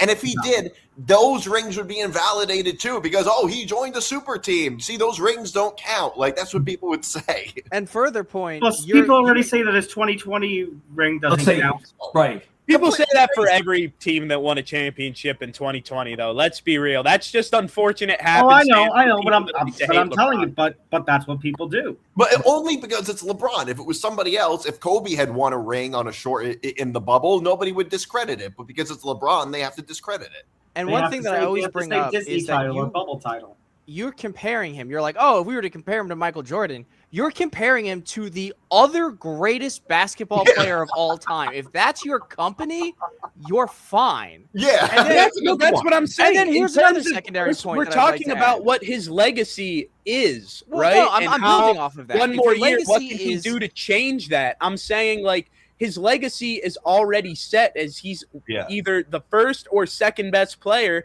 And if he's not doing something legacy defining that really jumps him over Jordan in any of these major categories, then what's one more season, championship or not, really have to change about how we view him? It doesn't really change anything. He doesn't have to distinguish himself over Jordan. I think there's a stage that can be shared. And I link this back to like football, for example, because you mentioned his playoff record. Peyton Manning sucks in the playoffs, but he's still regarded as the Mount Rushmore of QBs. He still has his own strata of excellence. That's what I'm saying. But Peyton Manning's second ring, whenever he won that, was a big deal because for a long time, he had less rings than his brother. Great. He only had one next ring matters. So if LeBron turns around and gets one more ring, it's clearly going to matter. Will it make him greater than Jordan? No, but it would also help dramatically in the common stat. It will matter, but how much will it change things? Mattering and changing things, I think, are very different. It matters a little bit. A little bit is it's not going to change everybody's mind, but it matters a little bit. And look, I can't stand ring culture in sports, especially in football. Like, people forget, like, Peyton Manning won 2 rings, but people forget before he won that second Super Bowl, he had a reputation for being a choker in the playoffs. Like, that was his reputation. People forget, but that was his reputation before he won the second ring. And the second ring that he won was arguably the worst year of his career. Peyton Manning was horrible that year. He got benched for Brock Osweiler. That defense is what got him there. That's how bad Peyton Manning was when he won the second ring. That was the Von Miller's MVP Super Bowl. Yeah, right. Correct. So that's why I can't stand ring culture. And here's part of the reason I can't stand ring culture for quarterbacks is that if you're going to argue whoever wins more Super Bowls is the better quarterback, by a law of logic, you also have to argue that the years that a quarterback wins the Super Bowl were the best years of their careers, which nobody could argue with most of the best quarterbacks. Like, John Elway didn't win until the last 2 years of his career. He was at his best. The thing, too, about the ring culture, which I just go by stories when else. Like, everybody talks about, like, NBA real quick, with Jordan was 6 and LeBron get 5. Bill Russell won 11. You never heard a word ever about that. And people will say they were just dominating. Like you said, that's 60 thing. Celtics every year, with the exception of, like, the Sixers, won the title. But Russell won 11. So so that's if we're just going to measure everybody's success based on rings, then Trent Dilfer is a better Ravens quarterback than Lamar Jackson. Yeah, and that means John Havlicek is better than Michael Jordan because he has 8 rings. Exactly. I do think we're going to see the decline in Lamar. I think like the best that we saw Lamar was probably 2 years ago, and it's just going to be worse and worse from here on out. Yeah. Oh, I I mean, as a Yeah, but quarterback, so for all that think Lamar- the lifespan of running backs, with how physical Lamar gets outside of the pocket and how much he runs, like with everything else he has on his plate and how much he gets sacked, it's almost like you can't sustain that for as long as like someone who's just going to sit in the pocket. Now that's fair, but at the same time, you think of the MVPs he's won and what he's accomplished in Baltimore. Yeah. You know, just because It's incredibly impressive. like, I know, but then Lamar was never healthy. Lamar was never really all that healthy last year at any point. I also my wonder, point what is- is this health my discussion? point is, who in their right mind would call Trent Dilfer better than Lamar Jackson? Nobody in their right mind. Now, better quarterback and better career, I think, are two different discussions. Is Trent Dilfer's career better than Lamar's because he won all those championships? No, Trent won one. not individually. And that was Only because one. they won one. That was because that defense is the greatest ever. And yeah, they won the Super Bowl and everything else, not Trent. I think we missed this one from Chris. John Elway didn't win his Super Bowls until TD joined the Broncos. Yes, that's correct. That's correct. I mean, think of all those Brady teams that had really good defenses, like the 13-3 Rams. Like, you need defense to win. Like, you I know. Yeah, I was just saying that Ravens D. I always in my head thought was the 85 or 86 Bears was the greatest D until I saw that 30 for 30 with the Ravens, and it was like, oh no, they were much better. I mean, they didn't allow a touchdown in the Giants Super Bowl and then all the other ones they did. That story is just amazing. You look at that defense or the amount of points they gave up and everything else that year. That's the greatest defense I've ever seen. And I don't know. 2000 Ravens is greatest the defense? one, yes, not even because you look at the stats. Legion You of look Boom. at, I mean, the less amount of points. Even what they said, like you saw them, the Giants get Super Bowl. They allowed a special teams touchdown. The Raiders game, they only allowed, I think it was 7. Whatever. Their numbers are just off the charts in terms of defense. It's the greatest defense ever. Yeah, I can definitely. I don't like, as a Pittsburgh guy, saying that Baltimore has the greatest defense of all time, but I'm smart enough of a football fan to know that is probably the case. Yeah. I'm just going to keep this comment on here just for the sake of. Yeah, let's start the Trent Dilfer GOAT conversation right here on Lounge. I think everyone's been wanting to say that he's the GOAT. We'll say it here. Trent Dilfer's the GOAT. Just real quick, I want to flip back real quick to what Conor was on with basketball. When he was saying get help for Cunningham, if Tobias Harris bounces, Cunningham is 29 points a game. The next guy's Duncan Robinson at 11. I know, and here's my biggest complaint about this. We had the think tank last year. Last year we were like, oh, we're good. We just need to build around Cade. And then we go ahead and get some dudes. Like everyone says, like, oh, Jalen Duren. Yeah, but at the same token, you know, I, as a fan, was hoping for someone to perform just as good as Cade, you know, slightly worse. Jalen on his best nights occupies that role, but reliably does not. And then when I saw that presser with Tobias being happy that he won, that he scored like 23 points, I think, in a game, dog, with how much Cade scored that night, 37 points, by the way, 9 assists, 5 rebounds, 3 steals. Yeah. Like, you're happy about scoring 24 is just the bare minimum of what everyone should be expecting from you when Cade is doing that. Some comments to go through. All right.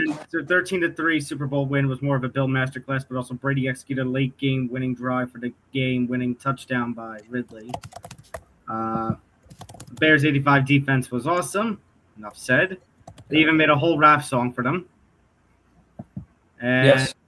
I agree with David. Either it's the 2000 Ravens or, to me, the Legion of Boom of the Seahawks. Absolutely insane. I'm guessing the context is best defense at a Super Bowl. Oh, yeah. Best the whole thing. I wouldn't win the whole thing. I mean, I would just tell anybody who watches the NFL, just look at that Ravens. Look at their box scores that year. I mean, the amount of zeros they had, and with just everything. They were my fantasy defensive team, and they won my fantasy league alone with that defense. But I mean, that's what I said. They had the best kicker. They had no quarterback. I think they had no run. I mean, did they run? They might have run, but maybe it was the receivers. But that defense just won them game after game. Saragusa, Lewis, and oh my God, that's what I said, McAllister. It's just Is the 85 Bears the most well-rounded football team of all time? No. I know them more for their defense than their offense. They had a lot of, I think, unless I was wrong, but I thought they had like a lot of first-round picks or something like that with that team. They had Fensick, Plank, Singletary, Dan Hampton, McMichael, Richard Dent, who was absolutely frightening that year to play. Fridge. They had a lot of high draft picks, and they just whatever was that. Like I think was that year 83. I want to say it was 83. There was the Bears draft where they just absolutely picked everybody up, and then they just dominated. But that was all Buddy Ryan too. Even though him and Ditka couldn't stand each other, that defense too was just incredible. I still will take the Ravens data over the Bears. I know it's relevancy bias on my part, but I think the most well-rounded team I've seen in a long time had to have just been the Seahawks, who won just recently. I was going to say the same thing, Connor. Now, I know people are going to give them a cop-out for how poor of an opponent, the Patriots proved to be, but I look at their game versus the Rams as the penultimate experience. It was the dream team. The O-line was more than serviceable. They were very competent. Their defense was robust, aggressive when it needed to be. They weren't catching fouls at terrible times. Sam Darnold had a great stat line experience, just neck and neck with Stafford, who as we all know was going to be the MVP or is the MVP. What more else could we talk about? Clint Kubiak, dream positioning right there for them. So like for me personally, I think the most well-rounded team that I've seen in like the last 20 years had to have been the Seahawks just recently. It just sucks that they went up against a poor Super Bowl opponent. Because when you think about the special teams too, I mean, Jason Myers having 6 field goals in the Super Bowl, I believe it was. Like they were even getting their third phase of the game going. And I know we're just talking about that one game, but they had a great like punt kick returner in I don't know if he returned both kickoffs and punts, but I know Rashid Shaheed got a decent amount of work in special teams, and he was electric. Like when you really look at all 3 phases, like what Seattle did last year, pass game, electric, run game, the combination of Kenneth Walker and Zach Charbonnet, very, very good, especially when they got down into the red zone. They were absolutely lethal. The O-line gave Darnold the protection that he needed. The defense, unreal. Jason Myers, buried kicks. They returned punts and kicks. I mean, this Seattle team, when you look at it retrospectively, I think, like I said, Connor, I agree with you. I think they're one of the most. I think they might be the most well-rounded football team in the history of the sport. And one point that I think lends credibility to that statement, and like everything, it's all opinionated. It's all subjective. You could come up with a stat line that perfectly counteracts this, and that's the beauty of sports. But one point that I think really does lend to it is if you took any one of the contributing players on the Seahawks team that year, including Clint Kubiak, I consider him just as important to how the team plays as an actual player does. If you take any one of those staff members and you put them anywhere else, it would only immediately add value to the team they're going to. Like, I think about K9 going to the Chiefs could only be a good thing. Shit, you could take Elijah Arroyo, who is a tight end that many people forget about on the Seahawks, still had really great numbers there. You could take him and put him on any other team. Immediate value. There was no bench warmers on that team, in my opinion. Last year's team, yeah. Yeah, the thing's gonna be interesting this year, like you said, more or less with the Seahawks. It's gonna be who's the running back and who's the OC. I mean, can the OC step up and be like Kubiak? But the running back is their big issue because they don't have one right now, right? Zach Charbonnet will be the running back. But I don't think he's fit to be a 1. Like, I think Are you kidding me? Are you serious? You believe that? Zach Charbonnet played so good. That's the reason why K9's not in Seattle anymore. What? No. We got a comment here from Ben. Since Charbonnet is being brought up and Ben brings him up, to go to that comment, what was so impressive about Seattle was they didn't have Charbonnet for most of the playoffs, so they had Walker use a heavy workload. A.J. Barner was also a problem at tight end in both the run and red zone. A.J. Barner was really good. The Seahawks are going to – I think they're not – I'm not going to say they're going to be a worse team this year, but is their run game going to take a big step backwards? Yes. Charbonnet was great at picking up third downs and being that goal line guy. And his numbers are inflated because he was the one getting the touchdowns. But who was really getting them down the field more often than not? Arnold with a pass game? It was Kenneth Walker. Here's the I mean, that's In terms of the well, run game, who was getting them down the field? It was Kenneth Walker. Oh, Charbonnet but that's the advantage, but Nate. But that's the advantage that teams have when they have two solid options and can run a 1-2 punch in the running back position. You think about some of these other teams that can do that? Sonic and Knuckles just recently before. Rip. That's my guys. Here's the question I was going to ask for anybody on the panel with the Seahawks team. I'm more as Connor when you guys know. And I feel like, did Seahawks lose anybody O-line free agency? Did they have the same 5 from last year? I think so.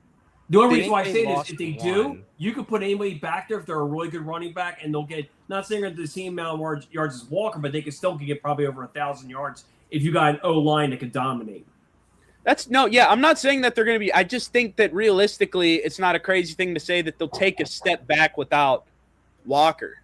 Right. I mean, they don't win the Super Bowl without Kenneth Walker. I mean, if you swap Zach Charbonnet for Kenneth Walker for the entirety of the playoffs, say Kenneth Walker's the guy who's hurt, and Zach Charbonnet has to be running back 1 for the entirety of the playoffs, I don't think Seattle wins the Super Bowl. I don't know. That defense. Oof. Ben, Charbonnet is a multi-back. So my question is, will they use Jadarian Price more as the power back? Good. Yeah, it's very interesting, the Seattle Seahawks. I'm just saying sometimes, Charbonnet needs to be given the opportunity, just because I can't blame Seattle for doing what they did and talk about the roles that they had, because there are teams who can use a 1-2 punch really well and lead them to success within an NFL season. I just mentioned the Sonic and Knuckles. The Saints of the mid to late 2010s, when they had Alvin Kamara and Mark Ingram together. That was a fantastic unit. Yeah, I mean, I even think last year was a little like, I wouldn't say, or it wasn't last year. How long ago was it? Nick Chubb and Kareem Hunt back with the Browns. Yeah, very, very good. Like, I feel like that was the first in recent memory of like, whoa, these guys got 2 like really solid running backs that are carrying this. Like, it wasn't like, oh, just your main guy and then your third down back. Like, they had 2 running back ones, and that was like, whoa. I do want to add honorable mentions to this running back to 1 and 2 combination. I don't think enough people gave them flowers because of who filled the role after they had left. But in the 2023 season for the Ravens, Gus Edwards and Justice Hill was like really lethal. And I feel like everyone forgot about it just because Derrick Henry went there next. Well, it's not even that. It's like, I like Gus and Justice and the guys that the Ravens tried to use before Henry, but those guys are also really injury prone, unfortunately. Yeah, I'd agree. Their careers are just filled with season-ending injuries. So I just looked up the running back depth chart for Seahawks. Charbonnet's 1, Jadarian Price at 2, Emmanuel Wilson at 3. And Charbonnet had 730 yards last year, average 4 yards. So I'll be curious to see how he does when the season begins against New England week 1. I do want to get a check in here. I did show up late, so I apologize if we already spoke about it. But who here took the Pistons for tonight? I did. I think everybody but Nate. I'm so upset. I took the Pistons on everything, and because the Athletics lost, I'm stuck with my Cavaliers bet. So it's heartbreaking. I really do think the Pistons are going to win this, though. Wait, then why would you bet on the Cavs if you think the Pistons are going to win? What's that? Why would you bet on the Cavs if you think the Pistons are going to win? So I usually hedge my bets. I'll always, like, if I believe the Pistons, I had like 3 bets with the Pistons winning, and then I had just 1 bet with the Cavs winning. And every single bet that had the Pistons winning required the Athletics to win against the Giants, and I didn't expect them to blow it in the last fucking inning. Oh, don't worry. I know the pain all too well today in watching your team blow it in the last inning. My team hasn't scored a run in 2 days. He's fine, everybody. That is the picture of happiness right there. Yeah, we were up 6-0 and lost 11-9, and then haven't scored a run since. Everyone lost their shit when Yohan Ramirez caught a home run in a traffic cone, and we've sucked ever since. Nobody knows blowing games in the 9th inning quite like David Bednar. Yes. Yeah. What David Bednar likes to do, and it's a very Pirate thing to do because Pirate relievers do this a lot. But he actually outdid himself today. He'll put nobody knows himself in a game. Bednar puts 2 guys on, and then he gets to 2 outs consistently. Like, he will get people on with no outs, and then he will get to 2 outs, and then you get the coin flip with Bednar. Is Bednar going to shut it down, and it's going to be like, all right, Bednar, you scared us, but you got out of it, or is he going to give up the home run on 2 strikes with 2 outs and break your heart? Oh. He always does just one. He doesn't go 1, 2, 3 anymore. Well, I'll just say nobody knows how to blow more than the Yankee bullpen. Yeah, that was crazy. I was crazy. I had $60 for the Yankees to win in extra inning, and I walk away from my phone thinking like, all right, that's an easy W, and then I come back and I'm like, what the fuck just happened? Yeah. I mean, Ben's got the Pistons. I think it's too bad David's not here because I think that he could relate to this. Hitting for the cycle is a yearly tradition for me to talk about how mad the Red Sox are every week. Yeah, that's. So Thank far, God it's been happy talks for me and the Pirates on hitting the cycle. David's been up and down with the Phillies, but we're reaching a point where next week on hitting for the cycle, I think I'm not going to be a great sport if this keeps up. I'm going to be upset. I don't know if Ryan's on this week, but I've got a feeling Ryan is going to have some choice words the next time he's on the show. If Ryan was on hitting for the cycle this week, and David will probably be the only happy one on hitting for the cycle this week. It'll just be me, Ben, Ryan complain, and then David just sitting there like, oh, the Phillies are good. The Phillies are back. Yeah. Maybe Nick Morganson will, if Ryan's not on hitting for the cycle this week, maybe Nick Morganson's going to make up for it on ETB Sports. Of a rant of all rants. Ben also said this, back to the football talk. We actually guarded JSN really well in the Super Bowl for the most part. However, he did beat Gonzo a couple of times and Darnold missed him. Seattle will be fine, I think, but Walker's presence will be missed. I think Walker's How long is it going to be before we see that wide receiver contract number take that next big jump? Like, I'm more curious about what's going to happen with the running wide backs. receiver. Y'all saw what happened. Wide receivers. Ryan's going to be on this week. Wide receivers are only going to go up. We can expect that, right? I always understand that the wide receiver contracts are always going to go up just by the nature of how important they are. What I'm curious to find out is how are teams like my Lions, like the Falcons, how are teams handling finding out that Akane just got that massive pay bag of $68 million?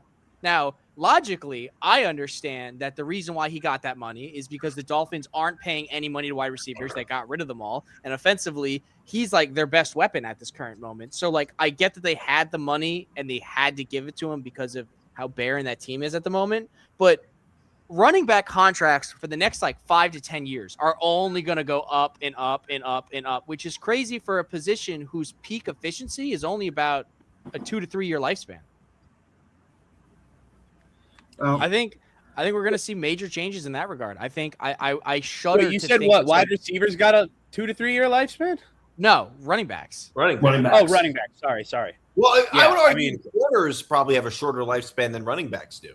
Who does? Corners.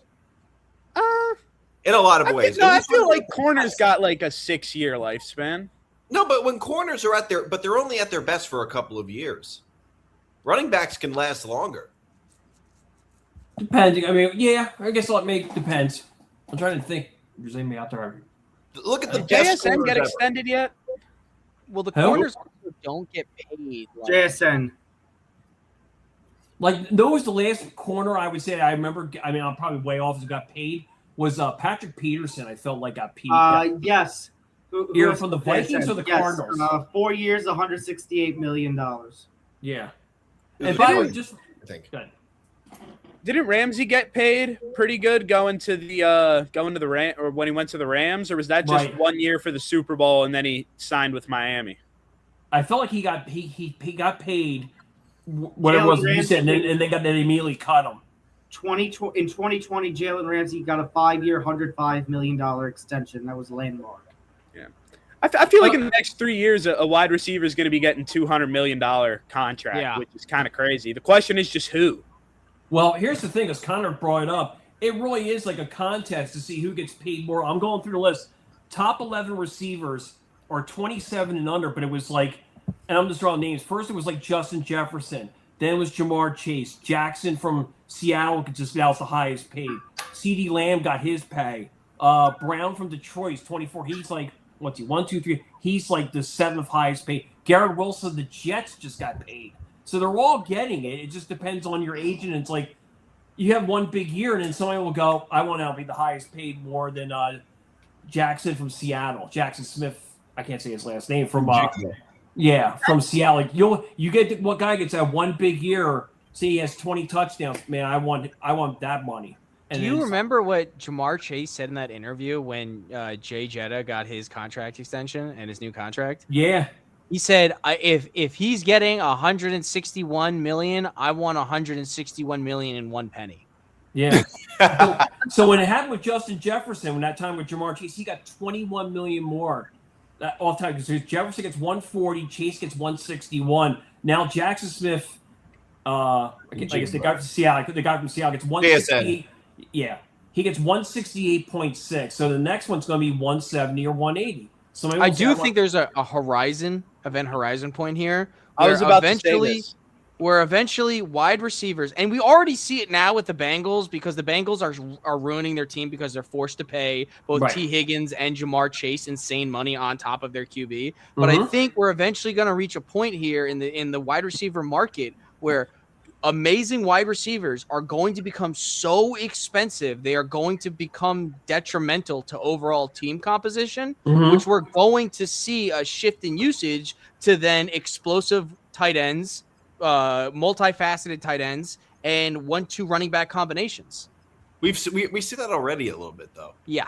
I mean, how much can one team realistically pay one pass catcher? I mean, think about if you got no one else. Like the Steelers last year. I'll use this as an example. They had DK Metcalf to throw the ball to and no one else. I don't care if you put Joe Burrow and Jamar Chase in there in place of Aaron Rodgers and DK Metcalf. You don't get it done with one pass catcher. So how much realistically would a team want to dump into just one guy you're trying to target? Like, yeah, go get your guy, but go get your guy for $200 million? Yeah. I don't, especially with how injury prone wide receivers are and how much they get beat up. Like, I think we're reaching a point where it's like we might see that jump to like 190, 200, and then a receiver gets that contract. But then I think it kind of starts to just sit there. I don't think it can physically go up that much higher without it not being a good financial decision. We've already seen a reversal of contract patterns with Deshaun Watson. At the time, Deshaun Watson got not only the biggest contract you could possibly get out of a QB, but he got the most of it guaranteed by any QB in history. I still think it was, and I thought at the time it was one of the worst contracts, and it still is. It is even more of a worse contract now somehow. Right. Hindsight 2020, even for like the most optimistic fan, hindsight being 2020, I think we can all admit that was a terrible move. But the league took notice of it. And so they don't do that anymore. And to your point, Nate, I think eventually what's going to happen is a team is going to overpromise a wide receiver, and they're going to think that they're going to send them to the promised land, and he's going to have like a Jerry Jeudy level season, and no team is ever going to do it again anymore. No, every team is going to come together, especially as business owners. I feel like owners are going to sit down. And this is definitely illegal, probably, but they're probably going to sit down and agree as a whole to never pay wide receivers this kind of money again because it's bad for business. Well, look at that! Look at that comment from Christy. That's all I need to say. Yeah, and well, here's the thing. Also, it was more about the Browns guaranteeing everything. Yeah, That's why I think people were all like, and the draft picks. And his off the field stuff, or was that was there anything at Houston before he went to Cleveland with his off the field stuff or no? No, that's why he was traded. Right. Yeah. Okay. Yeah, just the whole thing about just guaranteeing every penny about that is amazing to me. Yeah, probably. But yeah. Yes. Yeah, exactly. Both. Yeah, everything about it is true about him. Do you guys, to Ben's question, do you guys think that this is going to be his last season in Cincinnati? I personally think it will be. I hope so he can go to the Jets. I think it all depends If Cincinnati doesn't do anything, then I hope so, just so that way he can get the hell out of there. Well, they got Lawrence, but that's I said that fixes their defense a smidge, but I think it's a lot of him. It's that Andrew Luck vibe. Unless, like you said, it's the one. I think he's starting to get that type of thing where it's like, he's from the area, and like you said, they're not winning and all the other stuff. Yeah. Do I think it's this last year? I'm going to say yes, just for the hell of it. Where he'll go after that, I have no idea. Unless, like the Bengals said, look, we'll trade you then and get massive compensation back, but I don't know. Well, that's the other I would thing. say New Orleans for the college aspect, but I just don't think New Orleans has the amount to trade back for I don't Joe think Burrow. Burrow's worth it at this point. Like it. Well, let me rephrase. I think Burrow has an idea of how much he's worth, which is fair. But in the grand scheme and scope of things, I don't think that price tag is accurate with how durable he is now as a QB. Like, well, say he does. I was going to say, how valuable is he with a team that has a really solid offensive line that can protect him for once in his career? Like, I mean, that changes that's a fair point. His value a lot. And a defense. I think that's a fair point. But at the same token, like, let's say he does go to the Jets, right? And I would love for him to go to the Jets, because if he goes to the Jets, then the Jets can just spend all their first round picks on building a fucking dream team. And then we'll have, like a Twilight Zone timeline.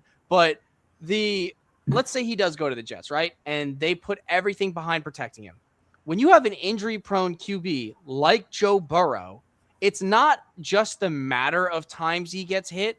It's how hard he gets hit when he does. Like for Joe Burrow, it just needs to be one game. He could have a season where he's not touched at all, and he'll have one game where he's sacked 3 times, and he could be down for 3 months. I mean, you can say that about any quarterback, though. I mean, any player that steps on a football field could have a career-ending injury. I don't think that's true. I mean, I can name like Baker Mayfield, for example. Baker Mayfield played through so many injuries and still stayed on the field. He got hit a lot last season, and he got up every time. Baker Mayfield has an offensive lineman pushed back into him, falls on his leg, and snaps it.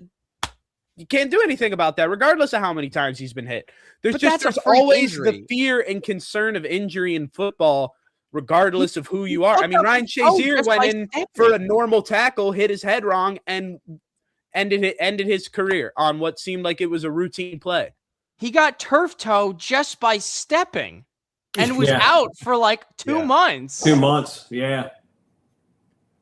I'm not saying Joe Burrow's not great, but he's a glass cannon. And the risk you take on with glass cannons is, okay, I pull in a QB that's going to guarantee me at least 30 touchdowns a year, but there is a 35% chance if another player touches him, he will crumple into atoms. That's a risk some teams might be willing to take. Well, at the same token, that same team will be like, okay, we're going to get a team QB that can maybe get us 25 touchdowns, in the season. But he'll be there for the whole season. I feel like people would take that over. Well, the Jets Burrow. have nothing to lose. Like, what's the worst that's going to happen to the Jets? They end up being at the bottom of the league again. Like, this is the Jets' best opportunity, and I would say like the last 20-something years of turning around their franchise. They have a lot to lose. Burrow's not going right to go now. to the Jets. Let's be real. Like the whole he's going to go to a team that has a good offensive line. I feel like that's going to be his priority number one. If he tries to get shipped to a team that isn't going to be able to protect him well, he's just not going to do it. Like he has to be looking to go to a team that's able to protect him, because that's what he's been lacking so much recently in his career. And that doesn't even factor in the fact that his defense consistently gives up more points than it's almost feasible for his offense to consistently match. Like at a bare minimum, they have to have an offensive line, and the Jets just don't. Here's the other thing too. You got to think about too is also cap space, because he makes a ton of dough, and like you said, right now, just in general, the Bengals are next to last in cap space, but he's got to go to the team that has a lot. Like I'm looking at it now. I mean, technically, Jets are number 5, but they're at 37 mil. But a team like San Francisco, they're almost at 68 mil. That'd be an interesting team if he got traded to. If they were to flip, I'm not saying they're going to flip Purdy and Burrow, and then you figure out all the other stuff, because they got some weapons out there too. But that might be a team that, like as I said, you got to figure out some more. Anything else is about cap. I kind of like the idea of a quarterback swap, like you said, but with Philadelphia instead of San Fran. I could see Hurts getting flipped for Burrow.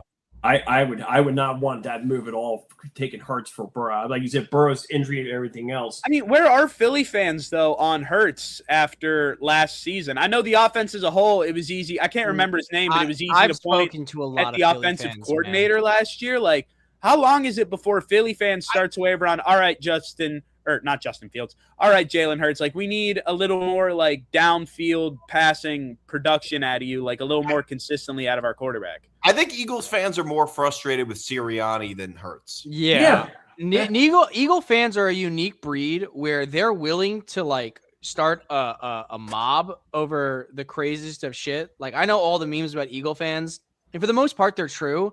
But one thing that they are really good at is coming up with excuses that ignore the elephant in the room because it's their beloved Jalen Hurts. That's That's so true. Like I've watched this guy miss 30-yard passes by the width and breadth of the broadside of a fucking barn when the player that he's throwing to has nobody on him. And then Eagle fans will be like, man, if Saquon wasn't having a bad game today, this wouldn't be the same. Like, it's just like they shovel blame everywhere but where it needs to be. And I think personally what's going to happen is the Lamar situation that we saw just last season.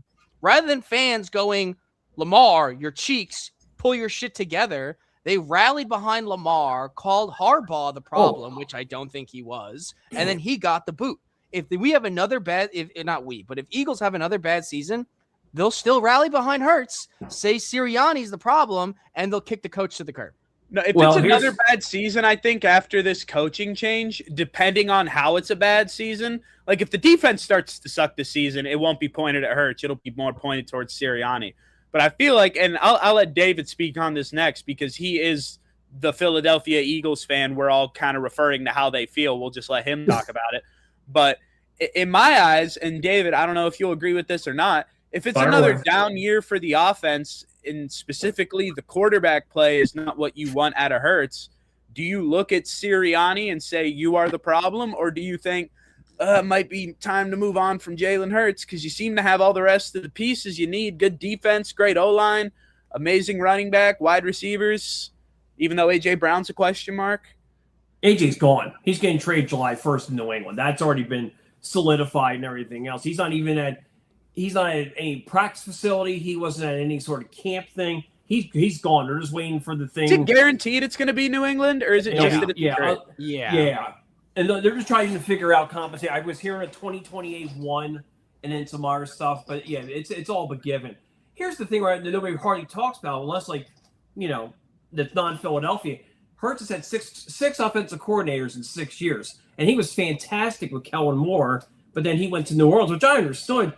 But it's just when you're constantly getting new, and then two of them were terrible. The guy last year, they had another guy in Johnson who was bad. They fired him too. Mannion, I'm assuming, like he said, we'll see what happens. I guess it's early on. But I just think with them, it's going to be, you look at the wide receiver core. You're going to have Brown, your first round pick Lemon. I mean, it's not like, and they brought in 5. They have 11 wide receivers going into training camp with all the trades and free agent signings. 11. So you got that. You got your running backs are the same, Barkley and Bigsby. You hope that everybody stays healthy there. The thing is, too, is their O-line. I mean, you look at this is probably Lane Johnson's last year. Landon Dickerson has been banged up. The thing last year was simple. They had a lot of wear and tear. They got beat up and everything else. And then the offense was just sputtering. And the fingers get pointed like this, and this. And I will say, to back up, not even back up because there's no need of defending at this point. The Eagles have like a good team. Like their back's not up against the wall, so to speak. Right. But at the same token, like we all know, everyone always likes to bring up, oh, Jalen got benched for Tua in college because he struggled with passing even back then. Like yes, like he may not be the best. He may not be the best passer. But at the same token, like I see how he performs with Dallas, his tight end. Even if he's not great at deep passes, they still get down the field quite regularly with the weapons that they do have and the talents that they do have. Yes. So personally, we could just be seeing a limitation of Hurts that a lot of us don't find suitable for what we think is a Super Bowl caliber QB. We often want the dream package in QBs. We want them to be able to pass. We want them to be mobile. We want them to be durable as a brick wall. Like, we want all these. We want every QB to essentially be Josh Allen. But, Hurts might not be Josh Allen, and he obviously doesn't have to be to get the job done. He doesn't have to be. He doesn't have to be. He not only does he not have to be, he has the proof that he never had to be. He's got a ring. Yeah. Hey. The only reason why football Jesus doesn't have a ring is because the Bills' office is in shambles, all right? Let's get that straight, all right? I mean, Josh Allen, too, is 6'5", and Hurts is 6'1". The thing, though, I always look at no matter where Hurts has been, Bama, Oklahoma, Philly, he's won. You look at his winning percentage, it's pretty damn good. Like I said, I just look at last year they were just run down and better teams kicked their ass for the most part. And that's this what happened year, with the Lions, man. The dream year when we still had Glenn and we still had Johnson. We rolled into that game with the Commanders. We might as well had fans in the stands playing on our O-line that game. Yeah. We elevated people from practice squad the night before just so we could field a roster. Yeah, I just look at this year's 26 Eagles team. I mean, I look at the NFC part. I'm saying minimum, or like, what are they? I look at Seattle's better than them. I think the Rams are better than them. I think the Rams have loaded up this year in the offseason with getting like that cornerback they got from Kansas City. I just think, like you said, Phil, in terms of the NFC, I mean, NFC East, they can win it. We'll see what happens. I mean, grant injuries happen. Where I don't know what's going to happen with Washington this year. Like last year, I feel like they kind of sputtered a little bit, but I feel like they're going to maybe have a rebound thing. Dallas, you don't know about. Giants are getting better. I don't think they're going to be shit for the most part. Personally, I don't think. I don't think they're going to be shit. I think they'll be better. I said, Giants. Well, you know what? On that note, guys, if I could just maybe have a minute. You're the Giant fan here. It wasn't just that. But you know what? I think this is a perfect transition. But before we, transition, I want to give a little shout out to the other host here on the ETB Lounge, Callan, and Callan's Cranium, with Callan McClurg, which premieres this coming. Well, it's technically Wednesday on the East Coast, but still Tuesday night, where he is in California. Wednesday at midnight Eastern, Tuesday 9 p.m. on the Pacific. When the lights go down, the deep dives begin. Join Callan McClurg for Callan's Cranium, airing Wednesday at midnight Eastern, 9 p.m. Pacific on Tuesday nights. This is a late-night journey into the psychology, the strategy, and the fascinating oddities of the sports world. We explore the angles others miss and the stories that define the mental side of competition. If you're looking for a perspective that stays with you long after the final whistle, get inside the Cranium every week. Only on the Empty the Bench Network. Make sure to subscribe to our YouTube channel, youtube.com/ETB Network. And I say this is a good transition point because we do have a whole bunch of topics that we do have to get through and only about another hour 15 still to go. So you know what? But since we're bringing up the Giants, since we're bringing up schedules and opponents, I think let's talk about the schedule release. And let's talk Giants schedule. There are a couple of really tough hills for the Giants within this schedule.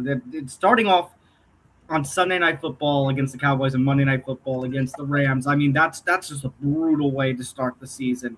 They haven't beaten the Cowboys in week one, let alone with Sunday Night Football in such a while. And then you got Monday Night Football against the Rams. And you talk about how powerful that NFC West was last season and still is going to be this season. Yeah, that's just brutal. I can't believe they managed to get 4 primetime games, but I guess that's the John Harbaugh effect for you. To start the season. And like I just said, I don't think they're going to be terrible. I agree that I don't think they're going to be terrible. And I know the numbers mean, but still, I think 6 or 7 wins is realistic. I think it's going to be a 6-11 or 7-10 season. And I'm okay with that because 1, it shows progress, and 2, I think the only thing that's being established here, or only a couple of things that are going to be established here for the Giants in this season are, number 1, just to develop players and think about long-term strategy. And number 2, so that way John Harbaugh can, push Joe Shane off the cliff and get him out of there and, pick his own general manager. I will say I feel so bad for the Giants because I said this at the end of last season when I started to I wouldn't say the end of last season, but like, yeah, right around the end of last season, to be accurate. I said the two teams that are going to make a deep playoff run next season was going to be the Cowboys and the Giants because of how complete of a package I saw by the end of that season and how minimal amount of pieces they need to get over that hump. And then both of them had really great off-season acquisitions, moves, all that jazz. And then I see the Giants schedule drop, and my heart just sunk because a team, like they always say, the worse a team does, the easier their season is going to be. Their schedule is going to be the following season.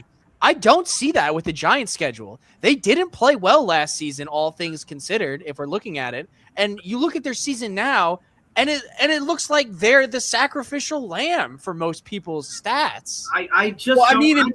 Being bad only really gets you 3 games, right? If you finish last place in your division, you play. It's only 3 games that being bad really changes. Look, no.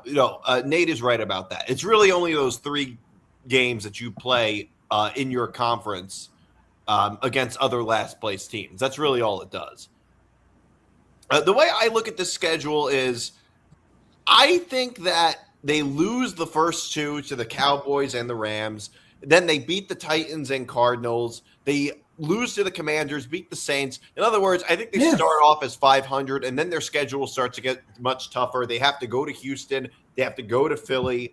Then they play the Commanders again at home, and then they play Jacksonville. Those games are all going to be tough. They go on the road to play the Colts. I have no idea if that's going to be a tough game or not at that point in the season. But earlier in the season, I can see them going around 500. It'll be very difficult for the Giants to go over 500.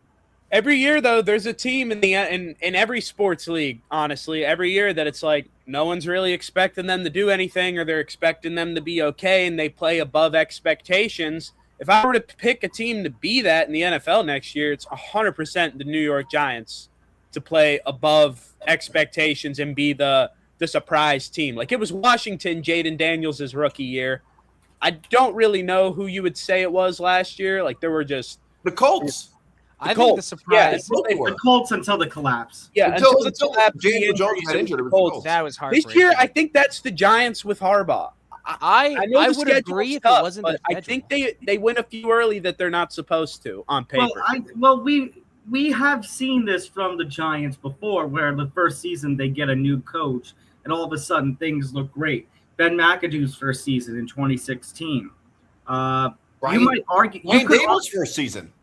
Dable's first season. You could argue potentially Joe Judge's first season in 2020, but that was because the NFC East was so bad that season that if the Eagles that Sunday night game that year goes a different direction, the Giants make the playoffs with a losing record.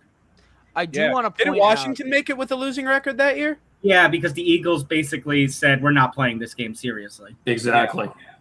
I do want to point out that if we are talking about which teams are going to, if the Giants didn't have the schedule that they do have, I would agree with you 100%, Nate. I think the team that's going to overperform past everyone's expectations this upcoming season, by all intents and purposes, it's probably either going to be the Raiders or the Titans. I like that Raiders pick a lot with Kubiak, Mendoza.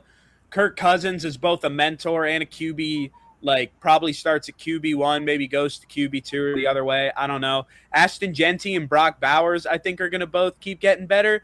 They got Tyler Linderbaum from the Ravens, who was the top PFF graded center going into free agency. They picked him up. They still have Max Crosby. Like they got some good pieces that it really does surprise me that this team has no primetime games. Well, you know what team does 5 of them. You know what team has no primetime games is the Jets. 5. With 5 for I the feel Raiders? like both of those can be answered just by saying the team's name out loud, and then you go like, oh, yeah, that's why. I thought the Raiders had none. I mean, for the Tennessee Titans, I have one. I could play one sound effect to tell you If why. we're keeping a buck right now, we ass. But look, yes, Raiders they don't were have a single terrible. primetime But they game for 2026. Like, think about who they have to go up against. You look at their schedule. You look at their coaching staff that they've acquired. You look at who they've picked up in the offseason. You know, I really do think that the Titans are going to surprise a lot of people. Mostly because not a lot of people even think about the Titans. But even still, I think they're going to play well. The 5 teams: Jets, Raiders, Titans, Dolphins, and Cardinals. Well, and the thing about bringing up, the Raiders and bringing up Mendoza, he's not starting this season. No. They have to justify paying Kirk Cousins $20 million. Yeah. So Kirk is going to start the season. It's just going to be a matter of when they make the switch. And here's the other thing too. I'm not saying these teams are going to happen, but NFL could easily flex out one of these teams and say, okay, we're going to put you on a primetime Sunday night. Say the Raiders had an incredible year this year. They might get to a game with Denver or the Chargers and go, we're going to put them on NBC on primetime or whatever it is. It could happen. But the other ones I'm not surprised about. They're not on. I mean, who wants to see the Dolphins this year on primetime? No one. I disagree with just one of the teams outside of the Raiders a little bit, and it's the Titans, just because you have a number. They're not a great product at all, but you have a number 1 overall draft pick that's about to play a second full season and have not seen primetime. Like, that's going to be 34 career games for Cam Ward without a primetime game for a first overall pick. That just kind of seems weird to me. But you're not like the NFL, like big marketable quarterback, like new guy, Tennessee, first overall, and you don't show him in primetime once for 2 years? You're forgetting one key factor that's going to lead to the Titans' success. Which is every single coach on that team is bald. There is no way there's not enough game in those shiny craniums that they cannot come up with some W's. I also want to point out that Cam Ward of last season was the same argument that everyone was applying to Shedeur. The Browns are ass. Their team sucks. He has nobody to pass to. The same arguments can be made for the Titans. Now, the difference between the Browns and the Titans is in one season, in one offseason, the Titans have made more considerable contributions to their team than the Browns have had.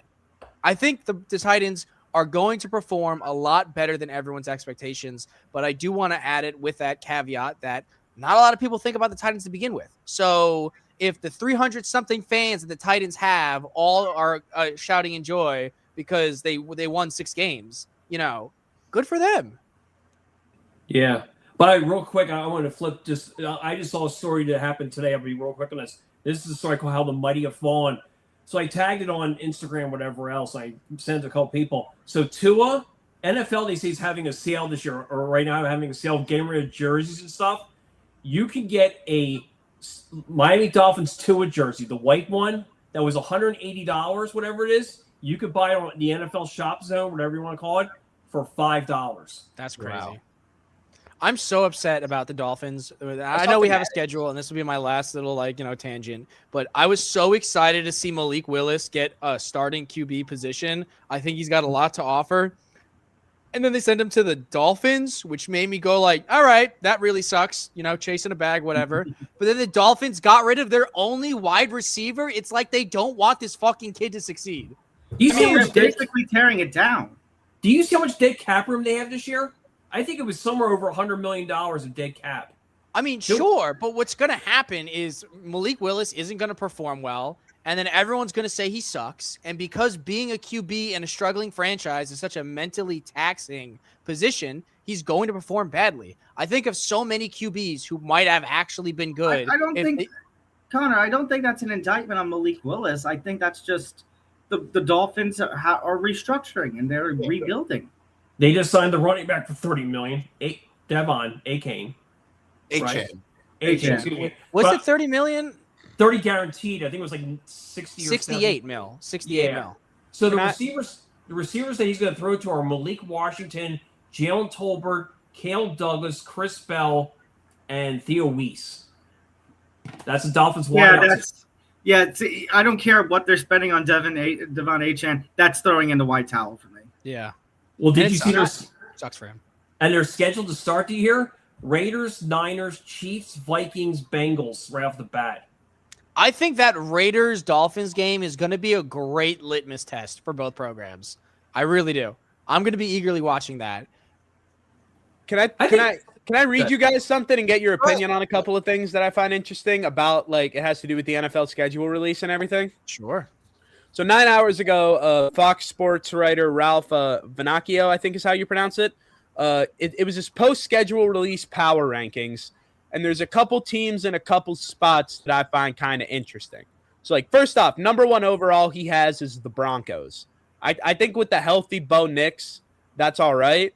He has the Eagles at 4 and the Ravens at 5, which I think is a little bit high. I don't think the Ravens should be regarded as the 5th best team, even with their second place schedule going into this season, because where did the Ravens get better this offseason? Like, did I miss something after they went 8-9 last year? Like, they just seemed to lose guys everywhere. Like, I don't know. I think the Ravens are way too high. I think this might be biased, but the Steelers at 25th and the Ravens at 5?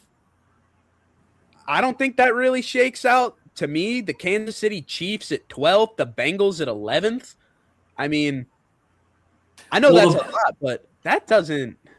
I mean, the Ravens. I'm not defending the choices. The Ravens did get Hendrickson this offseason. Like, will that help their D-line? Sure, but like overall, I mean, the Ravens to me, like you said, it's like Lamar is Lamar. Derrick Henry's getting near the end. The receivers are kind of like so-so. Like I said, they must see something, and like they're having a new coach there, right? Harbaugh's gone, so they're thinking maybe the coach is going to be new attitude, new everything. So, but that's all. Yeah, so that's all. We'll see with the team this year with the Ravens. Can you guys? Yeah. What's up, Nick? No, I was saying, can you guys guess who has the best odds to win the Super Bowl next year? I would say the Rams, if I had to guess. Yeah, you're right. Yeah. The Rams at plus 800. But they loaded up. If Chris Shula doesn't completely have an awful, like, crumbling performance in the NFC Championship with his defense, I mean, we might be looking at talking about – I know I just said that I believe Seattle is the most well-rounded football team of all time based off of how their season finished, but the Rams really could have taken that crown, I think, if they would have beat Seattle and not had their defense do what it did in the NFC Championship. I mean, that Rams team with Puka and Devontae and Matt Stafford and Kyron Williams and all the players they got on defense, Jared Verse, they just signed Trent McDuffie to a 4-year deal with a sign and trade from the Chiefs. I mean, talk about a team that got better. That's a team that got better. Yeah, I mean, the defense was showing the defense was showing there as a weakness. I think to the Week 17 game that they had against the Falcons, where that should have been a win for them, and they let Bijan Robinson walk all over them in that game. But going to what you said about the Seahawks and could the Rams say, well, two things could be true. The Seahawks could be the most well-rounded team, but that division, the NFC West and the NFC North, are the two toughest divisions and most exciting divisions of all of football. The Arizona Cardinals were what they were, but the other three teams, all double-digit win teams in that division. And then you got the NFC North. Everybody finished with a winning record. The Lions and Vikings were down at the bottom, but they still finished 9-8. The thing about the Rams, you'll know how good or bad they're going to be their first 5. Niners, Giants, Broncos, Eagles, Bills. I mean, right out of the gate. So you'll know where they stand. Like I said, that Jalen Watson move, like Tom said it best with that defense. They saw the weakness, and they lost to the Seahawks. They were like, we got to get – and they gave up another – how many more number 1 picks they gave up? I think they said they only had 1 the past 10, 12 years. They don't keep their ones. So they got Watson. They filled that left corner. And, like, you look at that D, they're just loaded again. We're just talking about the Rams, Connor, and just like what they did this summer. And I was just talking about their first 5 games, 49ers, Giants, Broncos, Bills, Eagles, right out of the gate. I mean, that's a tough schedule. Nick also said they're the favorites to win the Super Bowl this year. They are. I mean, I understand. They should have, like, if the Seahawks weren't so stacked, then the Rams would have gone. I think the Rams also were fortunate enough to have a team where they literally had to do nothing. They just had to keep everything the same. Convince Stafford 1 more year, big guy. And that's it. Like, that's all you have to do. I think there's a lot of challenging hurdles to them to get there, but I don't think there's a single team right now, pound for pound, that could go up against the Rams as they're currently composed and make them think, all right, we may lose this game. Like I'm not going to delude myself. You know, I with the Seahawks out without Clint, don't think it's possible anymore. The Lions without Ben Johnson, Jahmyr Gibbs, and David Montgomery, not going to happen anymore. The Bills are a very dominant team, but at the same token, like their kryptonite seems to be teams with other competent QBs. So I agree. Rams should be the favorite. And the Rams took your advice a little too literally, man. I mean, could you imagine how good we're talking about the Rams being if they draft anyone but Ty Simpson in the first round with the 13th pick? I mean, I get you're planning for the future. I understand that. Do you think there's not going to be quarterbacks next year that you can get in the first round? I mean, you had an opportunity to go out and potentially get like Mekhi Lemon there to be like a really powerful wide receiver 3 in that spot, or even maybe bolster the defense with the young guy. But you chose, like you said, they chose to do nothing. Well, here's the issue with that. Ty was not even like an actual sports pick. That was diplomacy. That was literally the fact that his father is very important. His father is friends with people who have media influence in the NFL. When I saw him getting drafted and Sean McVay, mad as he was, I saw that as strings getting pulled to make it happen. You know, I also think that the strategy of after Stafford retires, go after Burrow is still on the table. So to me, Ty was just a useless, nothing burger pick that was done for a favor for a friend. I just think anymore the Rams don't give what about first round picks. That's why, I mean, they'll just keep doing this. And the only issue, like I said about next year, is if they say the Rams are drafted 30th or 29th, the quarterback situation by then might not exist. Like they might be, we want this guy, and then they all get picked in the first 15 picks. Jets, Cardinals, who else might need a quarterback next year early? Just like a bad teams. Dolphins, they all get scooped Dolphins up. aren't going to need a QB. Malik Willis is going to hold them down. I think Malik Willis is like a really talented player. Oh, I will say, as of right now, the only 2 QBs that evoke any sort of excitement from the college circuit that people would watch, my guy Trinidad Chambliss. I was going to say the 6-year guy.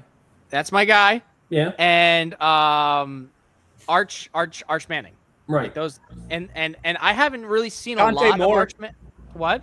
Dante Moore, he stayed back another year. Oregon, yeah, people are going to be up well. on him. Maybe Dylan Raiola. Like I know people give him a lot of shit because he's like a huge fanboy of Mahomes, but he's also good enough to play the NIL game and still have suitors, which to me that says something.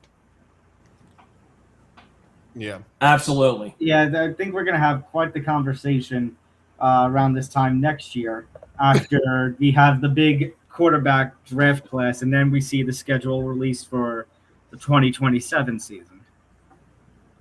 Pistons are down 18. Whoa, they're down 18. In the second. I want to talk about it. We're fine. Everything's fine. But get this though. Yes, That's great. Leading scorer for the Cavs, a guy S. Merrill. I don't even know what his first name is. His last name is Merrill. He's got 15 points in 12 minutes off the bench.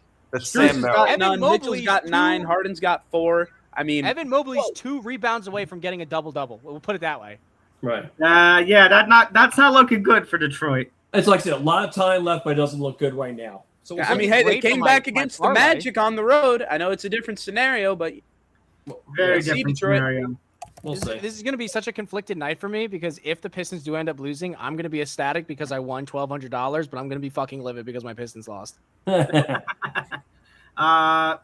anyone catch the Ronda Rousey Gina Carano? Oh, you mean like all 15 seconds of it? All 17 seconds? Wait. And then this actually doesn't just go to you guys; it just goes to everyone. No, you mean Gina Carano, who hadn't fought a fight in 17 years, going up against Ronda Rousey, who, even though she hadn't fought in 10 years, was still doing a couple of athletic ventures with the WWE over the last decade. Right. And she has fought. And when she has fought, fights rarely ever went past the first round. And the fight ended in quick first-round fashion, seconds. No! Tell me something. I am shocked. I was upset about the fight as a whole, to be honest, and not because it was short, but because it's just indicative of a lot of fighting sports now adopting this, like, what if we get two big names and throw them in the ring together? Well, That's right, Jake Paul going up against the resuscitated corpse of Apollo. Like, it's like, is this what fighting sports have become? Well, And No, what's the more, marketed fights have become this. That's what the problem is. The big things that are getting pushed are what turns into this. Like, you look at some undercard fights that you're watching, they're like great. they're good competitive fights. The problem is what gets promoted at the forefront, that it's going to be this big, great fight, when you kind of got to realize that it's not going to be, or you have to peek behind that curtain and realize that. Like, that's the problem, the marketing. Well, here's the thing to your point. This was MVP's first venture into mixed martial arts. Obviously, they're going to want the names, and it's not just, and to your credit, what you're saying, it's not just going to be about the names, because you can't just, if you're going to build a viable competition for the UFC, you need more than just these big names. You need guys of the future, and that's hopefully what you saw, with that Parnasse, the fighter from France who competed on the undercard, and Robles de España, who had the knockout of Junior Dos Santos, and Jason Jackson, who fought on the undercard, former Bellator champ, fighting on the prelims, by the way. So that just shows you how stacked that card was. And I get you're talking about the over-the-topness, everything. Yeah, it is ridiculous. The problem is on the other venture, the other side of the coin, when you have 7.7 billion reasons why not to care.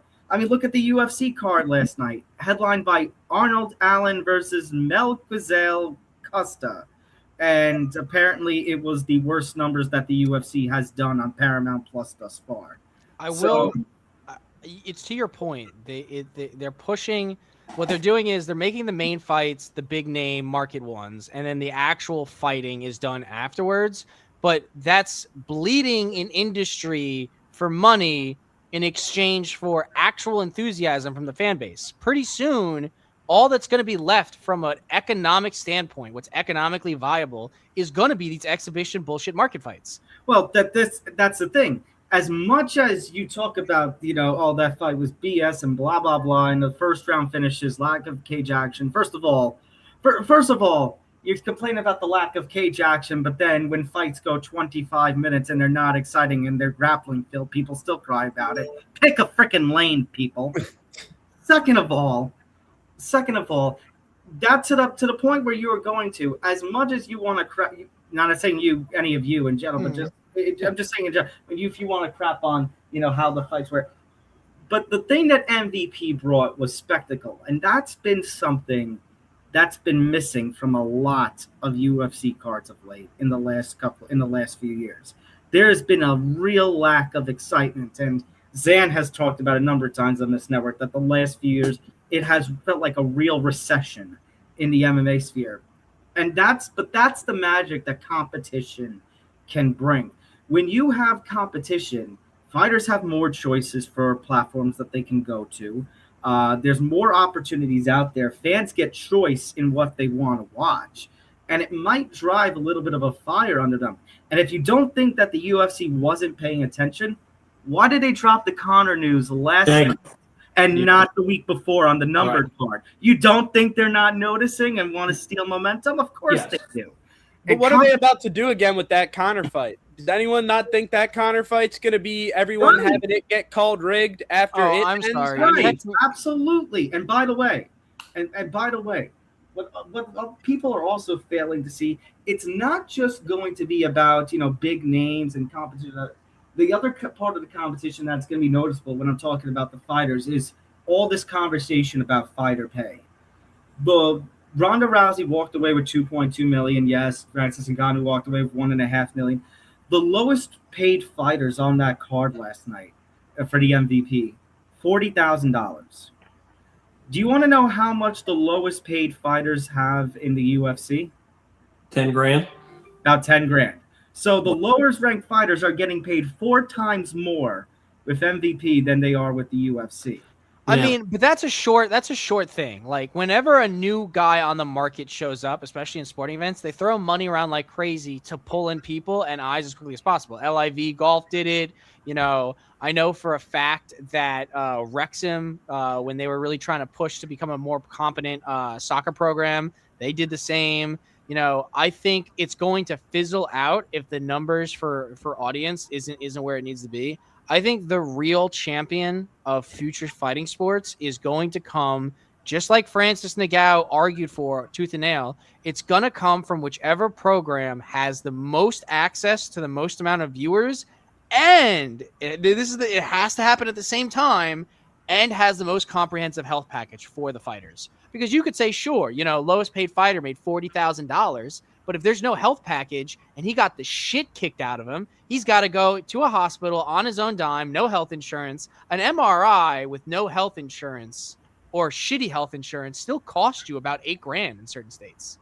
Right. So I'm just really rooting for MVP, honestly, not because I don't like the UFC. I love the UFC, but I want competition drives innovation and competition drives entertainment.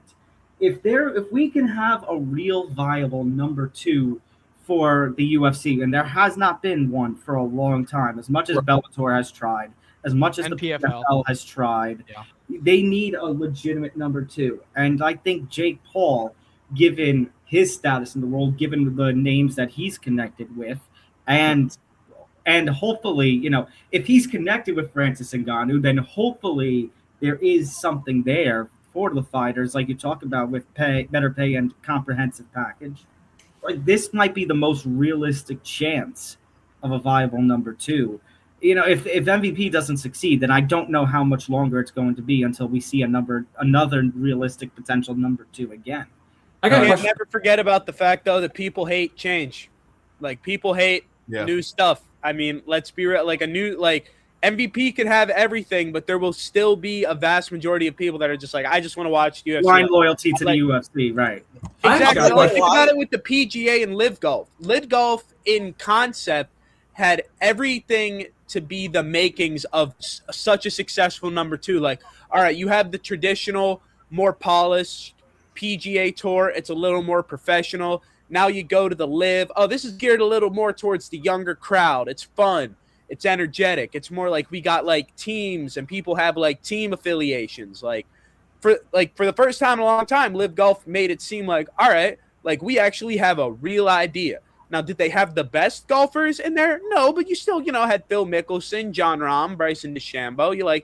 You had enough names to get it going, but then that's all you had, because everyone just continued to stick with the PGA. I don't think it's because people that's why that's also why I put the emphasis that MVP cannot just go with these constant names. When you're first starting to establish yourself as something, but you also need to build your future, your own homegrown talent. Right.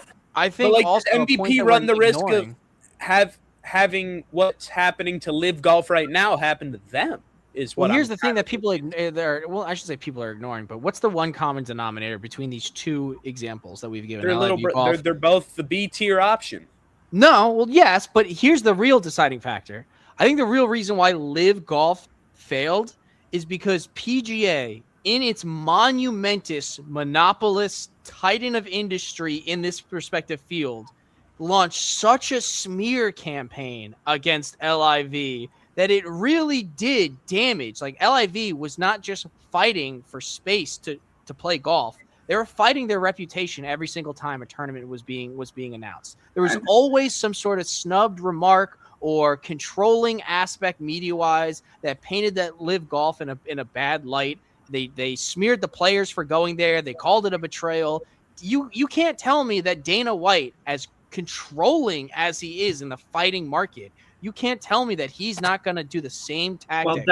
But anyone would, because it's just brand competition. You're trying to make that's why I said better. That's why I said. Well, what? No, you said with the Conor thing. That's why with Dana went putting that in there during the fight thing. Exactly. That's why they did the Conor Max announcement last night and not during the last numbered card. Catch me up when we're saying this, though. When they said the Conor announcement and the Max announcement, are you telling me that they announced that Conor McGregor and Max Holloway are going to fight? July 11th. July gonna be 11th, such a UFC terrible 329. That's It'll gonna probably be so- for the yeah. I actually have a question for Tom. And this Yeah. is like, do you think the UFC is in trouble? And the reason why I say that is No. here's the reason why I say it. When it comes to developing fighters, it seems like it's all like around like where Khabib lived and that, like Kazakhstan, Kazakhstan, Dagestan, all that stuff. You never hear about like American fighters like UFC recruiting and like Canadian. At least I don't hear like, I mean, it used to be before. Now it seems like a lot of them have faded off into the sunset. Well, I think here's the thing. And this is something I've talked about before here on the network. A lot of the big names, obviously Conor is one of the biggest names that there ever is, potentially the biggest name that there ever is, but he outgrew the UFC brand. Right. The UFC is not going to let a fighter, like they want their own made fighters. They don't want anybody outgrowing the brand. And as much as you can say, but then you're not going to get the kind of draws, that John Jones, Brock Lesnar, Ronda Rousey, Conor McGregor ever did. At the same time, they don't need to now that they've had all these lucrative deals, especially one now for $7.7 billion. Right. And that's why. And then you add into the fact that if you look at the bottom tier of their, the roster, they're releasing, new fighters come in, 4 fights, 5 fights, whatever, they get released. And then you got the contender series, new fighters coming in on these low $10,000 to show, $10,000 to win kind of deal. Right. So what you're seeing then is low profit. You're seeing a low, low cost, and they don't need to worry about things. And that's why, when they're expected to put on these shows every single week, that's why you get these kinds of cards like you did last night with Allen and Costa. And like I said, of all the cards that have been on Paramount, according to Dave Meltzer, last night's was the worst viewed. And that's because there weren't a lot of names to that card. But right. It seems like there's been other ones before that there was some like cards that people were like, I'm not really into this and I'm paying all this money. I'm like, why should I watch this UFC, 3 whatever it is, because the card's bad.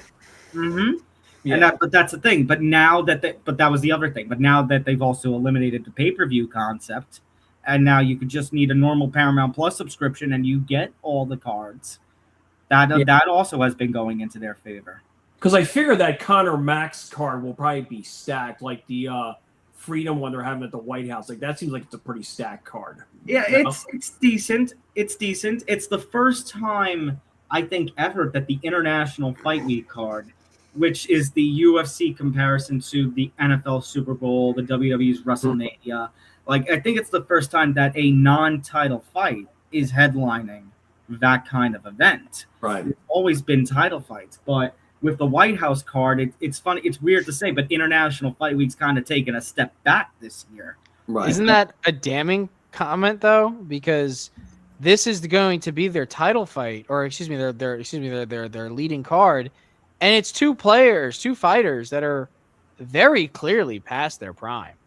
See, the thing about Max is when Max made his professional MMA debut, I want to say he was like 18 years old.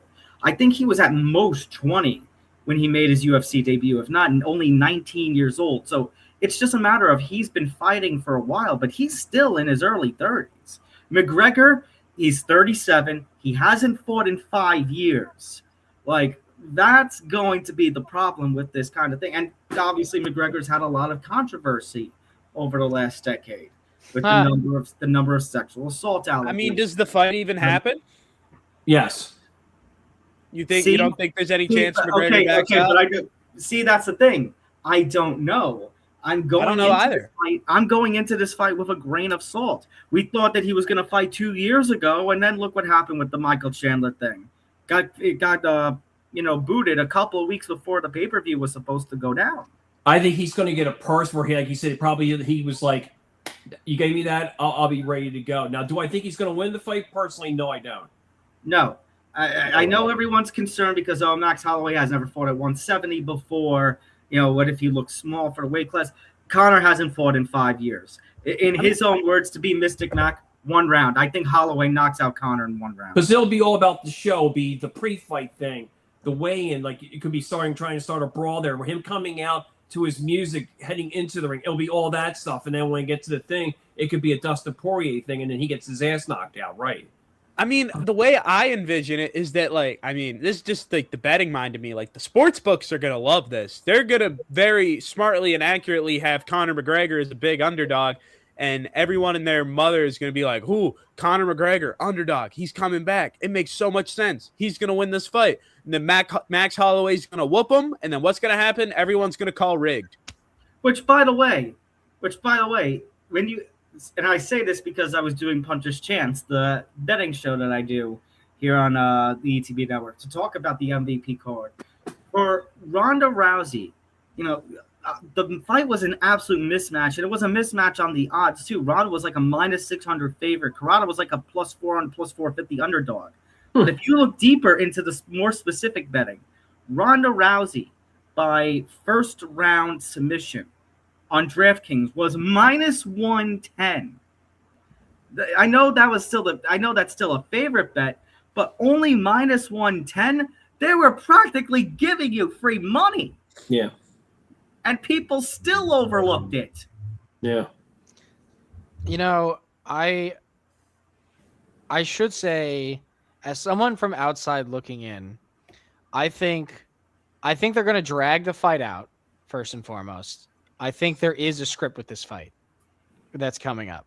I think they're going to drag the fight out, and then eventually, I think the script will go something like this. Make sure the fight goes past 3 rounds. After that, do whatever you guys need to do in the cage. I think Max is getting it done in 1 round. Well, you have to think about it from a business perspective. If I'm not mistaken, this fight is going down at the White House, right? No. Vegas. Okay. So if they really want to make this exciting and pull people in, they can't have another because the last Conor McGregor fight people really remember was him fucking breaking his leg, 15 seconds? That was the last Conor fight. Yeah. So I think for a lot of reasons, story wise, betting wise, I think the only script to this fight will be make it last more than 3 rounds. And you don't last as long as you do in the league like Max Holloway does, unless you learn to take a cue. No, the fight is getting done in 1 round. But here's the other thing. That's why you build an undercard. Right. You build names that you want to see on it. That's why you've got a co-main event where Paddy Pimblett, another big international name that people have been enjoying, is going to be fighting on that card. Big night for the Irish. McGregor Pimblett. Let me bring up the whole UFC 329 card. Corey Sandhagen, Mario Batista. That's a strong bantamweight fight. You've got Brandon Royval, who's a former title challenger. You've got Robert Whittaker, who's a former champion. Oh, 329. Gable Stevenson's going to be making his UFC debut. Who is the former Olympic champion and former NCAA champion. Yeah. Of what? Wrestling. Oh, should have guessed. Freestyle. Yeah, I was just in my head, I was like, well, I know there's not college MMA, so. This isn't my area of expertise. My question is, was this fight worse than the Jake Paul-Mike Tyson fight? No. Okay. This is a vintage Ronda Rousey. We've seen Ronda Rousey do this kind of thing in her prime. Yeah. This was an actual fight. Wait, Jake Paul versus Mike Tyson, you had the Netflix streaming issues. You had neither guy doing anything for a couple of rounds. At least you saw Ronda immediately shoot him for the takedown. You can't say there wasn't action in the few seconds that there was. I thought Jake Paul and Anthony Joshua was entertaining. It was entertaining because a lot of us have been. It was entertaining because a lot of people were hoping for Jake Paul to get knocked out at long last, and it happened. I'm willing to bet part of the reason. Imagine. By the way, Sorry, but by the way, the fact that they're teasing potentially Jake Paul versus Francis Ngannou, we might as well write Jake Paul's funeral for that fight. Yeah. I mean, is Jake Paul going to just make his career now? Like, all right, I'll get the shit beat out of me by someone because a lot of people want to see it happen, and I'll make a bunch of money. That's exactly I think why. that fight went off script. There are several times early in the fight where Anthony was just trying to fucking take Jake Paul's head off, and then like Jake's look on his face was like not just scared, but it was shocked. I'm willing to Connor bet. saying off script like this is WWE. I mean, imagine, he's never faced anyone the There's likes no of way him. you're telling me Jake Paul fights aren't fucking scripted. It's exhibition. It's absolutely scripted. Exactly. Thank you, Connor. Yeah, it's so rigged. I think the Anthony Joshua one though a little bit less, just because it's like obviously Anthony Joshua was gonna. No one in their right mind would think like, oh yeah, if Jake Paul were to go 1-on-1 with Anthony Joshua in a fight, I'm taking Jake Paul to be the one to come out on top. No way I took in Jake hell. Paul. Let me explain my reasoning. I put at the time like $280 for Jake Paul to win by decision, because up until then, every single fight that Jake Paul had done was scripted as shit, and they were writing. I'm sorry, but if anyone thought that Mike Tyson was knocking out Jake Paul, you are. Anyway, if anyone thought that Jake Paul was going to knock, Mike Tyson. I put $5 on it for the love of the game, stupid. but You were. It's not about knocking him out. It's not about knocking him out. It's about drawing the fight out. It's about punches and openings that aren't getting pressed. Well, they did drag the fight out. It was just unbelievably uncompetitive as hell. Yeah, and so my whole thing is, up until now, everything with the Jake Paul fights has been so notoriously, like, again, I'm going to use the word again, scripted, that when that Joshua fight, I was like, what would be the most Jake Paul thing ever for it to be a trash fight, and then with nobody seeing it coming, they give the win to Jake Paul by decision? Like, that's what I thought was going to happen. I was surprised it didn't and happy, but I that's what I thought the script was. By the way, just real quick, I want to ask Tom a question too. Last night with the fights, was that the worst beating you ever seen from Nate Diaz? I had never seen a human being bleed like he did last night against Mike Perry. I've seen Nate Diaz in some bloody shows before.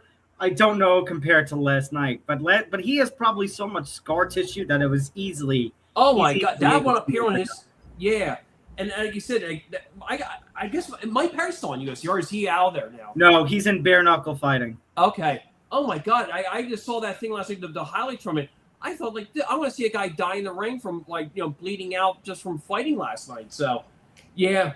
And by the way, it's not like the Ronda fight was the only quick fight, because that lasted under a minute. Jason Jackson knocked out Jeff Creighton under 30 seconds. That was a brutal knockout. So here's the question with this MVP thing. Do you think they're going to have another type of fight in the next, say, month or two? I don't think in the next month or two. And honestly, maybe it's due to make adjustments, but also that's not necessarily the worst thing, because ever since the UFC signed that deal with Fox over a decade ago, and they were doing constant UFC cards, I mean, like nearly on a weekly basis, some cards just don't have the name power to them. Right. And even if they're absolutely, even if the fights end up being unbelievably good, people won't tune in because, oh, who the hell are these guys? Right. Which funny. So, not having cards every single week isn't necessarily a bad thing. Yeah. Time for, people to actually get a little distance and want the product again.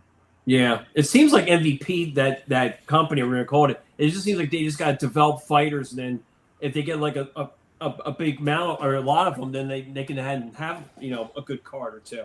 Yeah, there's opportunity there. And like I said, I'm rooting for it just because I think if that happens, it's better for the industry as a whole. And, even the shortcomings of the UFC could be solved if a fire is lit under them. Right. It's almost like I'll be quick on this one. It's like pro wrestling with WWE and AEW. Like that's the exact comparison that people have made. They've been arguing for that. Because if there's only one thing in town, it becomes boring. Like I saw that. Exactly. Yeah. So Monopolies suck. right. Exactly. So, All by the right. way, just real quick, and we'll flip to the next topic. Cavs up 20 at halftime. Crazy. I am thrilled about this. I'm absolutely thrilled. This is great for the Knicks. Nick, Yeah. fuck And the you. one thing by the way came through already today for me, James Harden, 1 of 4 from the field, only 6 points. Crazy. He's getting bailed out. Yeah. Oh, Jared Allen is going off tonight. 15. Merrill's got 15. And then you look What's at the Mitchell other at? side. Tobias Harris, 0 for 5 with only 3 points tonight. By That's the way, what I'm fucking talking about, guys. This is all they had to do was get one other dude that could ball. Fuck. Yeah, Duncan God. Robinson. Robinson's got 7. Levert's got 7. Their stars are killing them tonight. by the way, this series is full of a whole bunch of former Nets. Yeah, you're right. New York Yeah, staying relevant, yeah. baby. James Harden, Jarrett Allen, Karis LeVert. Who else am I missing? Wait, did you just say Don't James let Harden? Nick Morganson hear that. He's going to get really annoyed. It's true though. A whole bunch of former Nets on this team. Wait, is Mhm. Nick is Was Nick- Max Nick- Strus ever a net? No. No. Wait, is Nick a Nets fan? Nick Morganson Morganson? Yes. Are Yeah. you serious? Wow, Completely that's tragic. serious. That's terrible. I feel so bad for him. And he's a Jets fan? Wow. Yes. Oh my god. That's so crazy. But yeah, this series all a bunch of former Nets. 64-47 at the half. Yeah. Now, I've never understood there's- why all the New York teams are just Ets. Like, who's a Mets, Jets? Oh, and not Nets to fan? mention Kenny Atkinson. Yeah. Forgot about him. All right. Here's a weird question for everybody since we're talking about New York teams. And this may not land because I'm not sure where some of you guys grew up. Mhm. Do you think it would be a success? Because it's always been a dream of mine if I had like $20 billion to do this. But do you think it would be a success for Long Island to have their own professional sports team that like actually regularly played there? For all the people who are native to New York, Islanders. They have the Islanders. besides hockey. Well, they had the Nets in the 70s Yeah. with Joyce Irving before they moved. They Yeah. actually played Nassau Coliseum.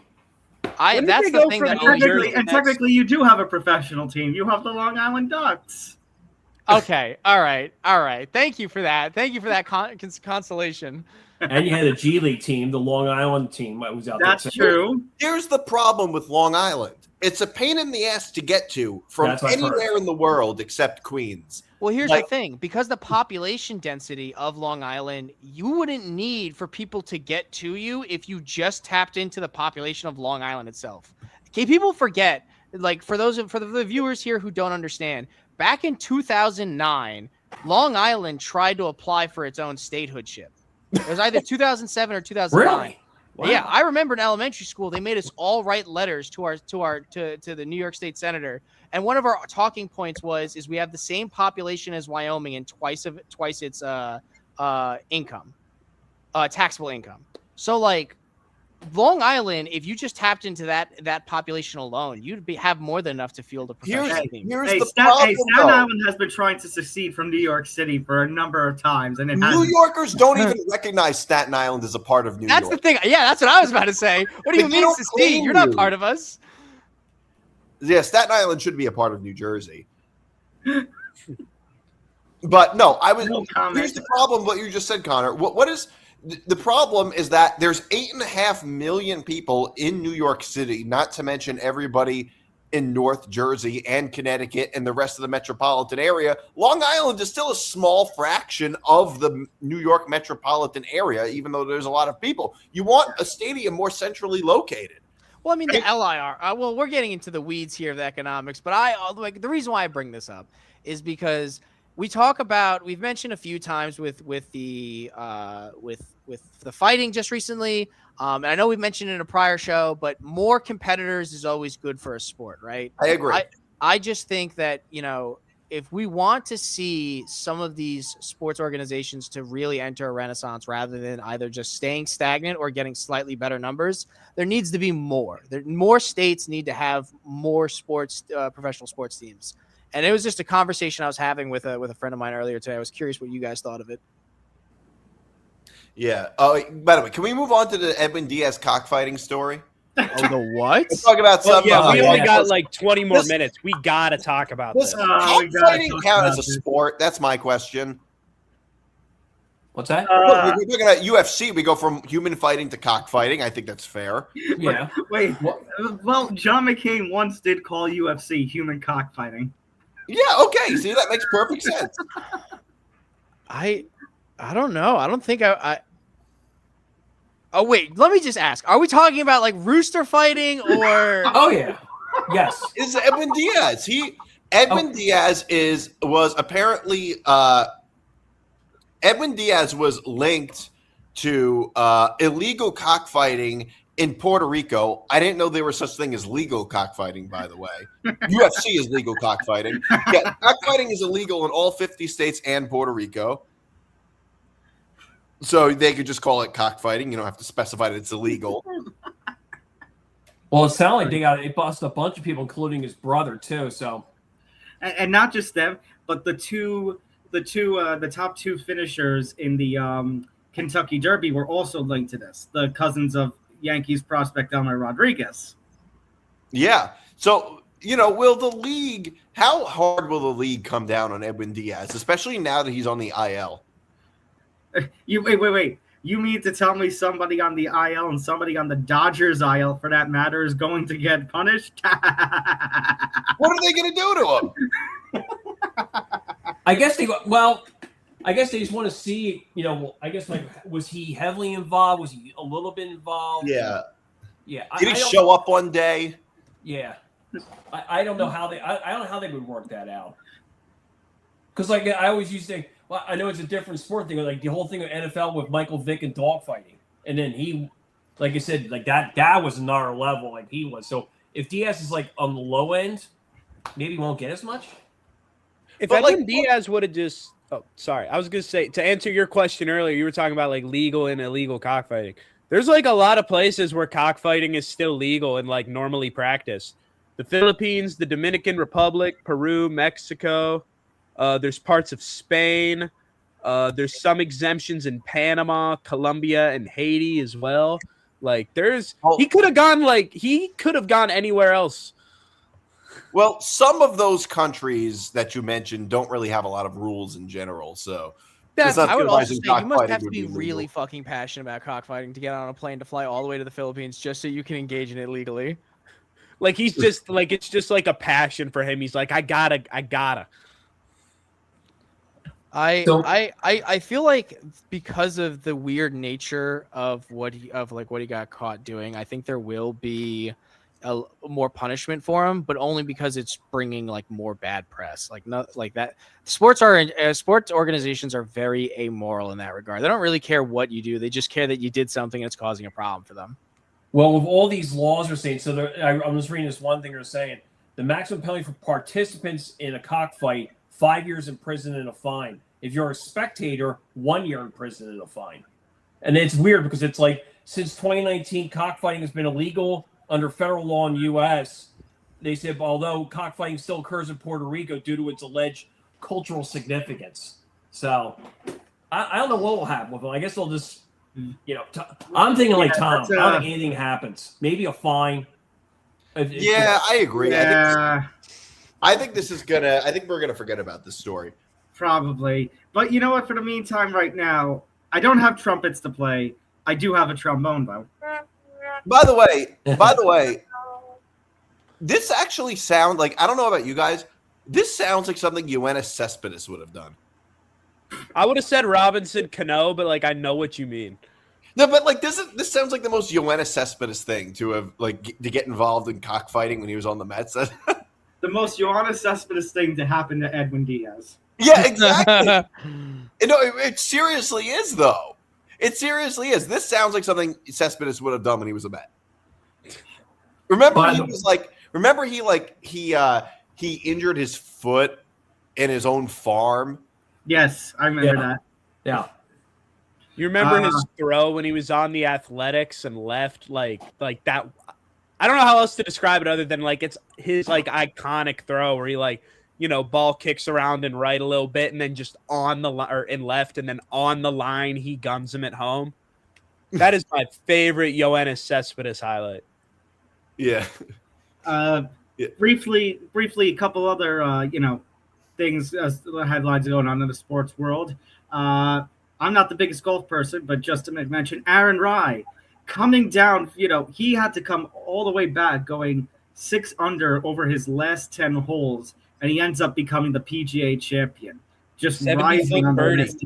That's a really good story too, because I like watching Rai. The problem with watching him play is that he self-implodes all the time. Like he'll either have like a really good first 2 rounds and then like lose it a little bit and then go chasing it and get worse and worse, or he'll have sleeper tournaments. It's hard watching him. He never had a top 15 finish before winning this. No, that's what I'm saying. He's the king of self-imploding. I remember also the third longest pre-tournament odds ever to win a major is Rai today, 150 to 1. Pre-tournament to win. I remember one tournament I watched him. I can't remember the name. I think it was like literally just like 5 or 6 months ago. He was -8 before the turn, and then by the time I checked the score again later that day, he finished +5. It was bad. +13 on the back sounds like a me thing. I'd be a lot more than +13 on the back 9. Now that I think about it, it's more than that. My scorecard won't say that though, but for sure, like we know that. Speaking of golf, I have to ask those who do enjoy golf or pay attention to it, what do we think's going to happen in regards to Bryson DeChambeau? Like, I know a lot of live golfers are trying to find their way back. I think only all but the biggest names are going to be successful in doing so. Do you guys think I don't think he wants to go back. I think he said he wants to, if live goes under, then he's just going to pursue the content side of golf. Yeah, with because YouTube. Nowadays that's actually a viable way to make a living for, people who haven't won majors on the PGA Tour already and have made money with sponsors and other ways. Like, will he start making less? Yeah. But given the fact that I don't think he really likes the tournament he doesn't really like playing in majors or the pressure that it brings anymore, because we've seen his play just be terrible in each of the last 3 majors he's played. And he seems to really just have fun and enjoy doing the stress-free YouTube golf stuff. I mean, honestly, if you're Bryson DeChambeau, is it that dumb of an idea to just say, I'm going to YouTube? Like, I don't really think it is, given what he's already done. You just hope it doesn't dry up.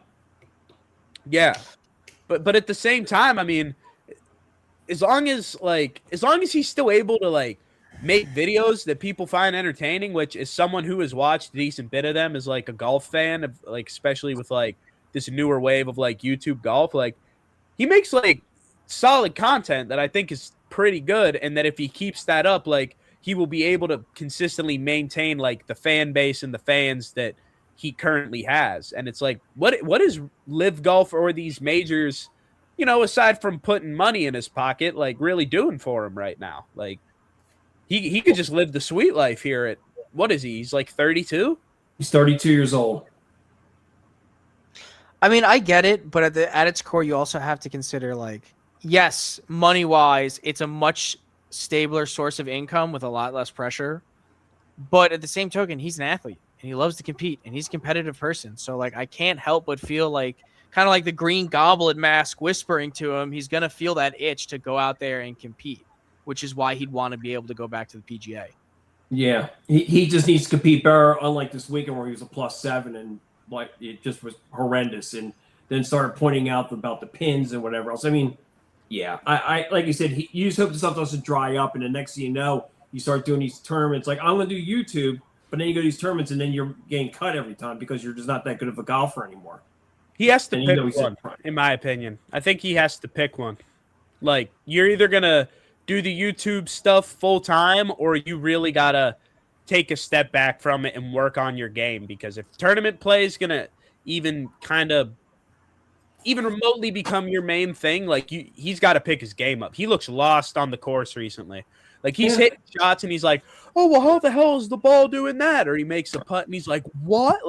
The amount of times I've seen Bryson DeChambeau baffled at what his golf ball is doing over the course of the last 3 majors is almost concerning. It's you shouldn't be this surprised at this By the many shots years you are back. hitting. Yeah. You know what I mean? I have noticed that, yeah. At first, I thought he was being like reactionary for like content farming and to be like a little bit more personable. But then like I started seeing him like flip out and yell at his caddy, and I'm like, oh no, he's like actually cracking under the pressure. All right. Over in the hockey world, quickly, their playoffs also going on. We got an important Game 7 tomorrow night between the Sabres and the Canadiens. Whoever wins will play the Hurricanes, and in my opinion, is probably going to get destroyed by the Hurricanes. On the west Do they go side, 16-0? what Can they go happened? 16-0? No. No, because I think the Avalanche or Golden Knights will take a game or two from them in the final. I agree.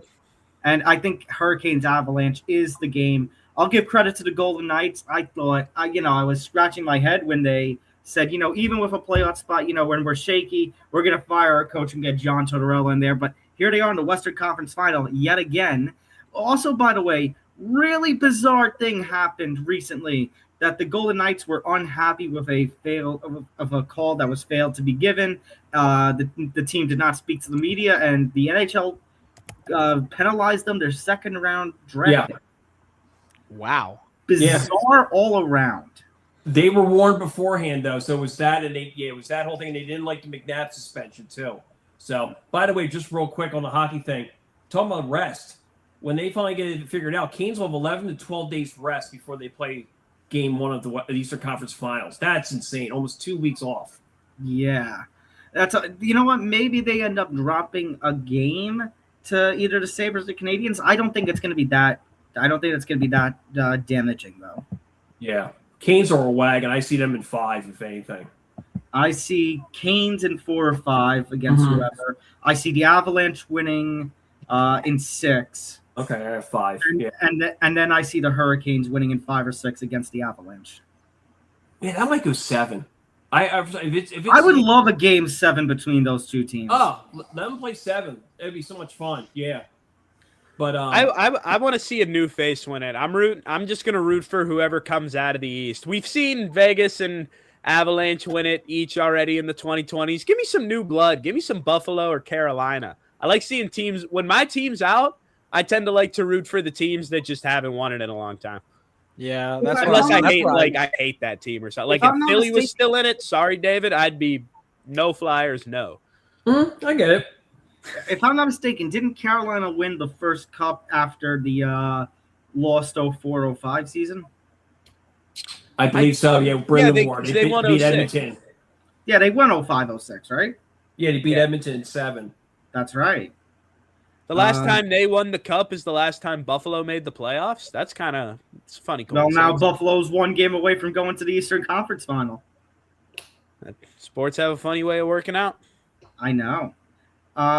Couple of little bits, by the way, Nick Morganson was posting in our ETB Lounge chat. James Harden, regardless of what happens tonight, James Harden is expected to sign a 2-year extension with the Cavaliers. Wow. Then it has to be traded. It sounds like he is going to remain in Cleveland. And apparently something went down with Jaylen Brown and Stephen A. on the Twitch. I think that was from a few days ago. Yeah, that definitely had to be from a few days ago. But apparently Jaylen Brown went off on Stephen A. Switch on the Twitch stream and said legitimately F Stephen A. Stephen A. Switch. Stephen A. Switch. Oh, my God. I am shocked by the James Harden because, like, I'm looking at him right now. He's only got, 6 points, 3 assists, and 3 rebounds. Like, he had 1 really good game 2 games ago so far with this in this current appearance. I personally wouldn't want to see him stay. Like, if you're the Cavaliers, I feel like you need to get like somebody else. Yeah. He'll have to be traded during his next 2-year contract. Guaranteed. You think so? Yeah, he'll complain about something, not be happy, whatever it is. I got to get traded to this team, whatever it is. Yeah, back to Houston or so. Yeah. That's the James Harden way. He got out of Philly that way. He got out of Brooklyn that way. It's just, that's James Harden. Yep. Clippers. So. Yeah. Right now, I'm just watching this game. The Pistons are coming back. Are they?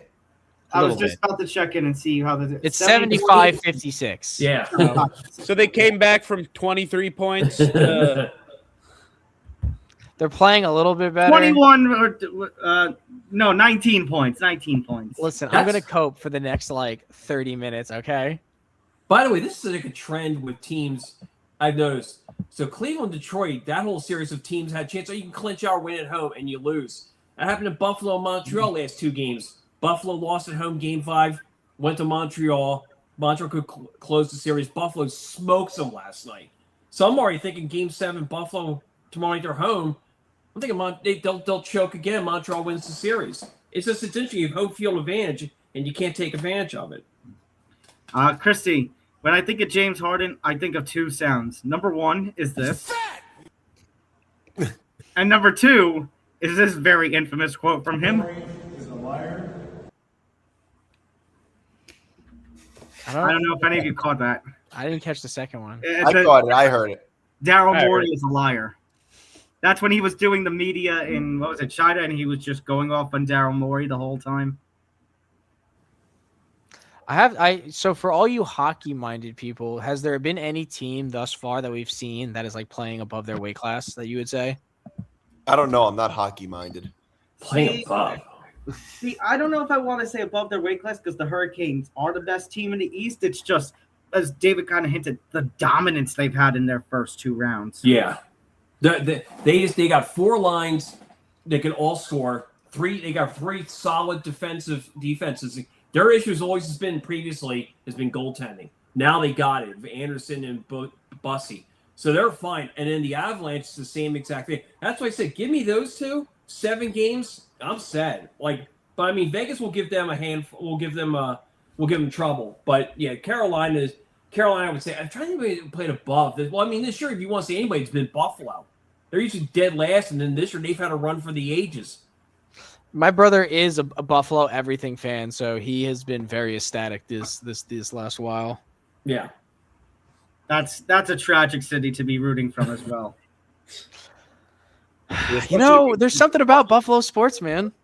I've always said if I'm still alive, I love to see with the Bills win a Super Bowl. I just want to see what happens to that city. It might move to Canada. Literally, it's just they've lost 4 bowls. I love to see Buffalo win a title. I really do. I feel like if Buffalo wins a Super Bowl, it'll be like the good ending for what happens to Philadelphia when the Eagles win a Super Bowl, Mm-hmm. It'll probably not result in as much damage to property, but just as much inebriation. Right. Oh god, yeah. Absolutely. That clip lives rent-free in my mind of what do you call it? The McDaniels touring through Buffalo after he cooked them, and he was smiling at the guys coming out from the bar. You know that clip? Now I know now. I haven't seen it. I'll pull it up in the next show. It's definitely worth watching. He's taunting Buffalo fans from his car. Oh, but can we do this one last story, which is Aaron Rodgers re-signed with the Steelers for 1 year. Did he really? I'm sorry. Who did you say? Aaron Rodgers. Who did you say? Aaron Rodgers. He re-signed with the Steelers. 1 year, $25 million. Yeah. I think I gotta play it again. I love it too. That was best possible case scenario for the Steelers, and this is why. You have and it's not about winning this year necessarily, why that's the best case scenario. Yeah, we have a good quarterback, and we bolstered the wide receiver room with Michael Pittman Jr., which was a really good move. Still got DK Metcalf, Pat Freiermuth, Darnell Washington. Those tight ends are going to also, I think, be more utilized under Mike McCarthy. That's all well and good for Aaron Rodgers and the offense this year. But when you think about that, you have a great quarterback developing coach and a great quarterback developing quarterback with both Will Howard and Drew Aller in that room all year, who are just going to be flies on the wall to how this operation works and how McCarthy does it, how Rodgers does it, and just what they're going to be able to implement to them. I don't think they're both going to be on the Steelers for very long, Howard and Aller, but I think both of them are being groomed to have fantastic quarterbacking careers because of the situation they're in. One of those guys is going to stick with the Steelers. It's not going to happen overnight. I'm not saying it's going to happen immediately, But I think this is a very good situation, not just for this season's quarterback play, but for future quarterback development of both Howard and Aller. And if I had to pick one to stay with the Steelers, I would pick Will Howard. I mean, look, this is a good move for both sides, I would say. Aaron Rodgers is still good enough to play. And where would the Steelers be without Aaron Rodgers this year? They'd have no fighting chance. Well, Here's my question. Do you think the Rodgers-McCarthy reunion is going to be enough to get them to repeat as division champs? Yes. Potentially, because we don't know what's going to be going on with the Ravens and the Bengals because their health is a huge question mark. I agree because I think the Ravens are going to take a step back. And let's also the AFC Central is bad. I mean, it might be the worst division. Bengals, Browns, and Ravens alone. The Browns, laughable. Their defense will be good, but the offense is putrid. It really comes down to the Bengals. And you really think for a team with the talent that the Cincinnati has, they'd be a lot better than they actually are. Yeah. Defense, though. They're just so one-sided. They're all offense. They can't stop giving up points. And to me, I don't care what power rankings say. It almost feels like by default Pittsburgh is a favorite. Yes. I was going to say, books will have Baltimore and Cincinnati favorited over the Steelers, 100%. You will see no power rankings in which the Steelers are the highest-rated AFC North team.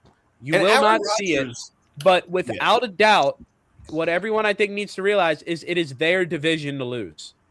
In my mind, they have the most complete roster and the most sound coaching, even though we're just getting a new head coach. I think it's their division to lose, and if we don't win the division this year, it's a disappointment. Yeah, and also this team got better after winning 10 games last year. Aaron Rodgers had a bit of a renaissance year last year. Mm-hmm. Like he was a lot better than his season with the Jets. He's one of the best 41-year-old quarterbacks we've ever seen. Yeah, and now you put him back with his coach that he won a Super Bowl with. Like he crossed the Tomlin item off his list. What you got, Tom? The NFL rumors account on X. Yes, no. What are we? Like, do we give him any credibility? Not really. Okay, never mind. Why? What were you saying? What were you going to say? Because that account just posted a few hours ago. I don't know. I've heard this rumor, in terms of a whisper, but I never heard it said out loud. That apparently the Giants are looking to sign Odell Beckham Jr. after June 1st. I mean, that was teased earlier in the year because Harbaugh loves his guys, and Odell's been looking for like one final ride. Like his social media was alight with it. Like Giants even reacted to some of his posts. So like, I feel like there was a little bit of foreplay there for that. How long has he been out of the league? Only 1 year. Yeah. Only one? Okay. He was on the Dolphins 2 years. Oh, 2 years almost. He was on the Dolphins 2 years ago. And he was part of that Rams team that won the Super Bowl too. Yeah, he was. He got a touchdown in that Super Bowl. He got a touchdown in the Super Bowl and then tore his didn't he tear his ACL? Yeah, his ACL, right. He scored the first touchdown and made me money. It doesn't. It feels like it's been so long, but it was only one season. Yeah. But by the way, Sports Illustrated just posted this. I was looking down there.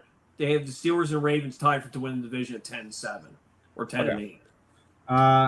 And if we're going to give credit to that for the NFL rumors, also to recognize this posted last night, supposedly the rumor is the Chiefs have talked about either bringing in Keenan Allen or reuniting with Tyreek Hill.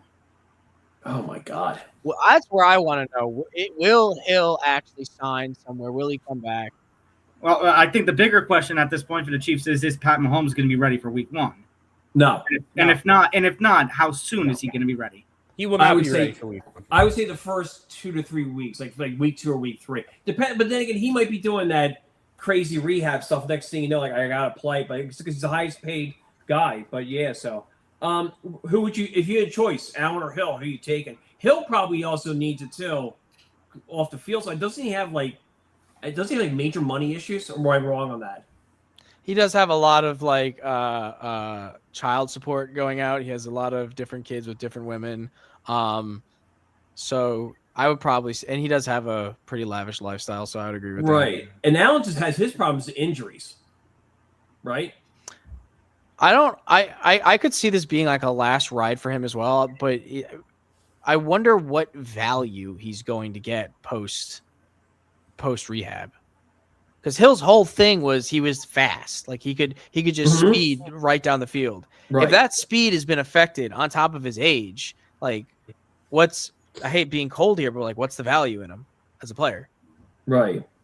He's definitely not going to be in his chief role of old. I mean, last year he had 81 catches.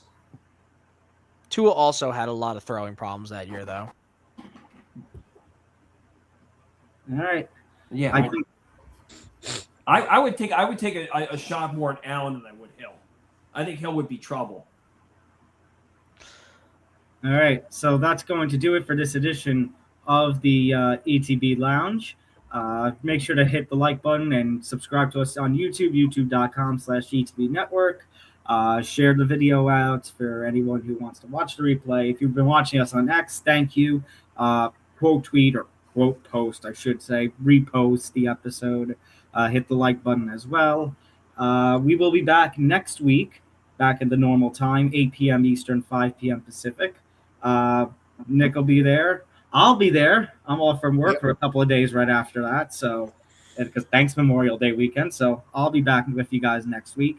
Is Callum back next week, or is it just the two of us? What? Yes. All right. So Callum will be here again next week, and well, who knows who else will be here next week? It should be a good show though. Yeah. See you guys then. Take care, everyone.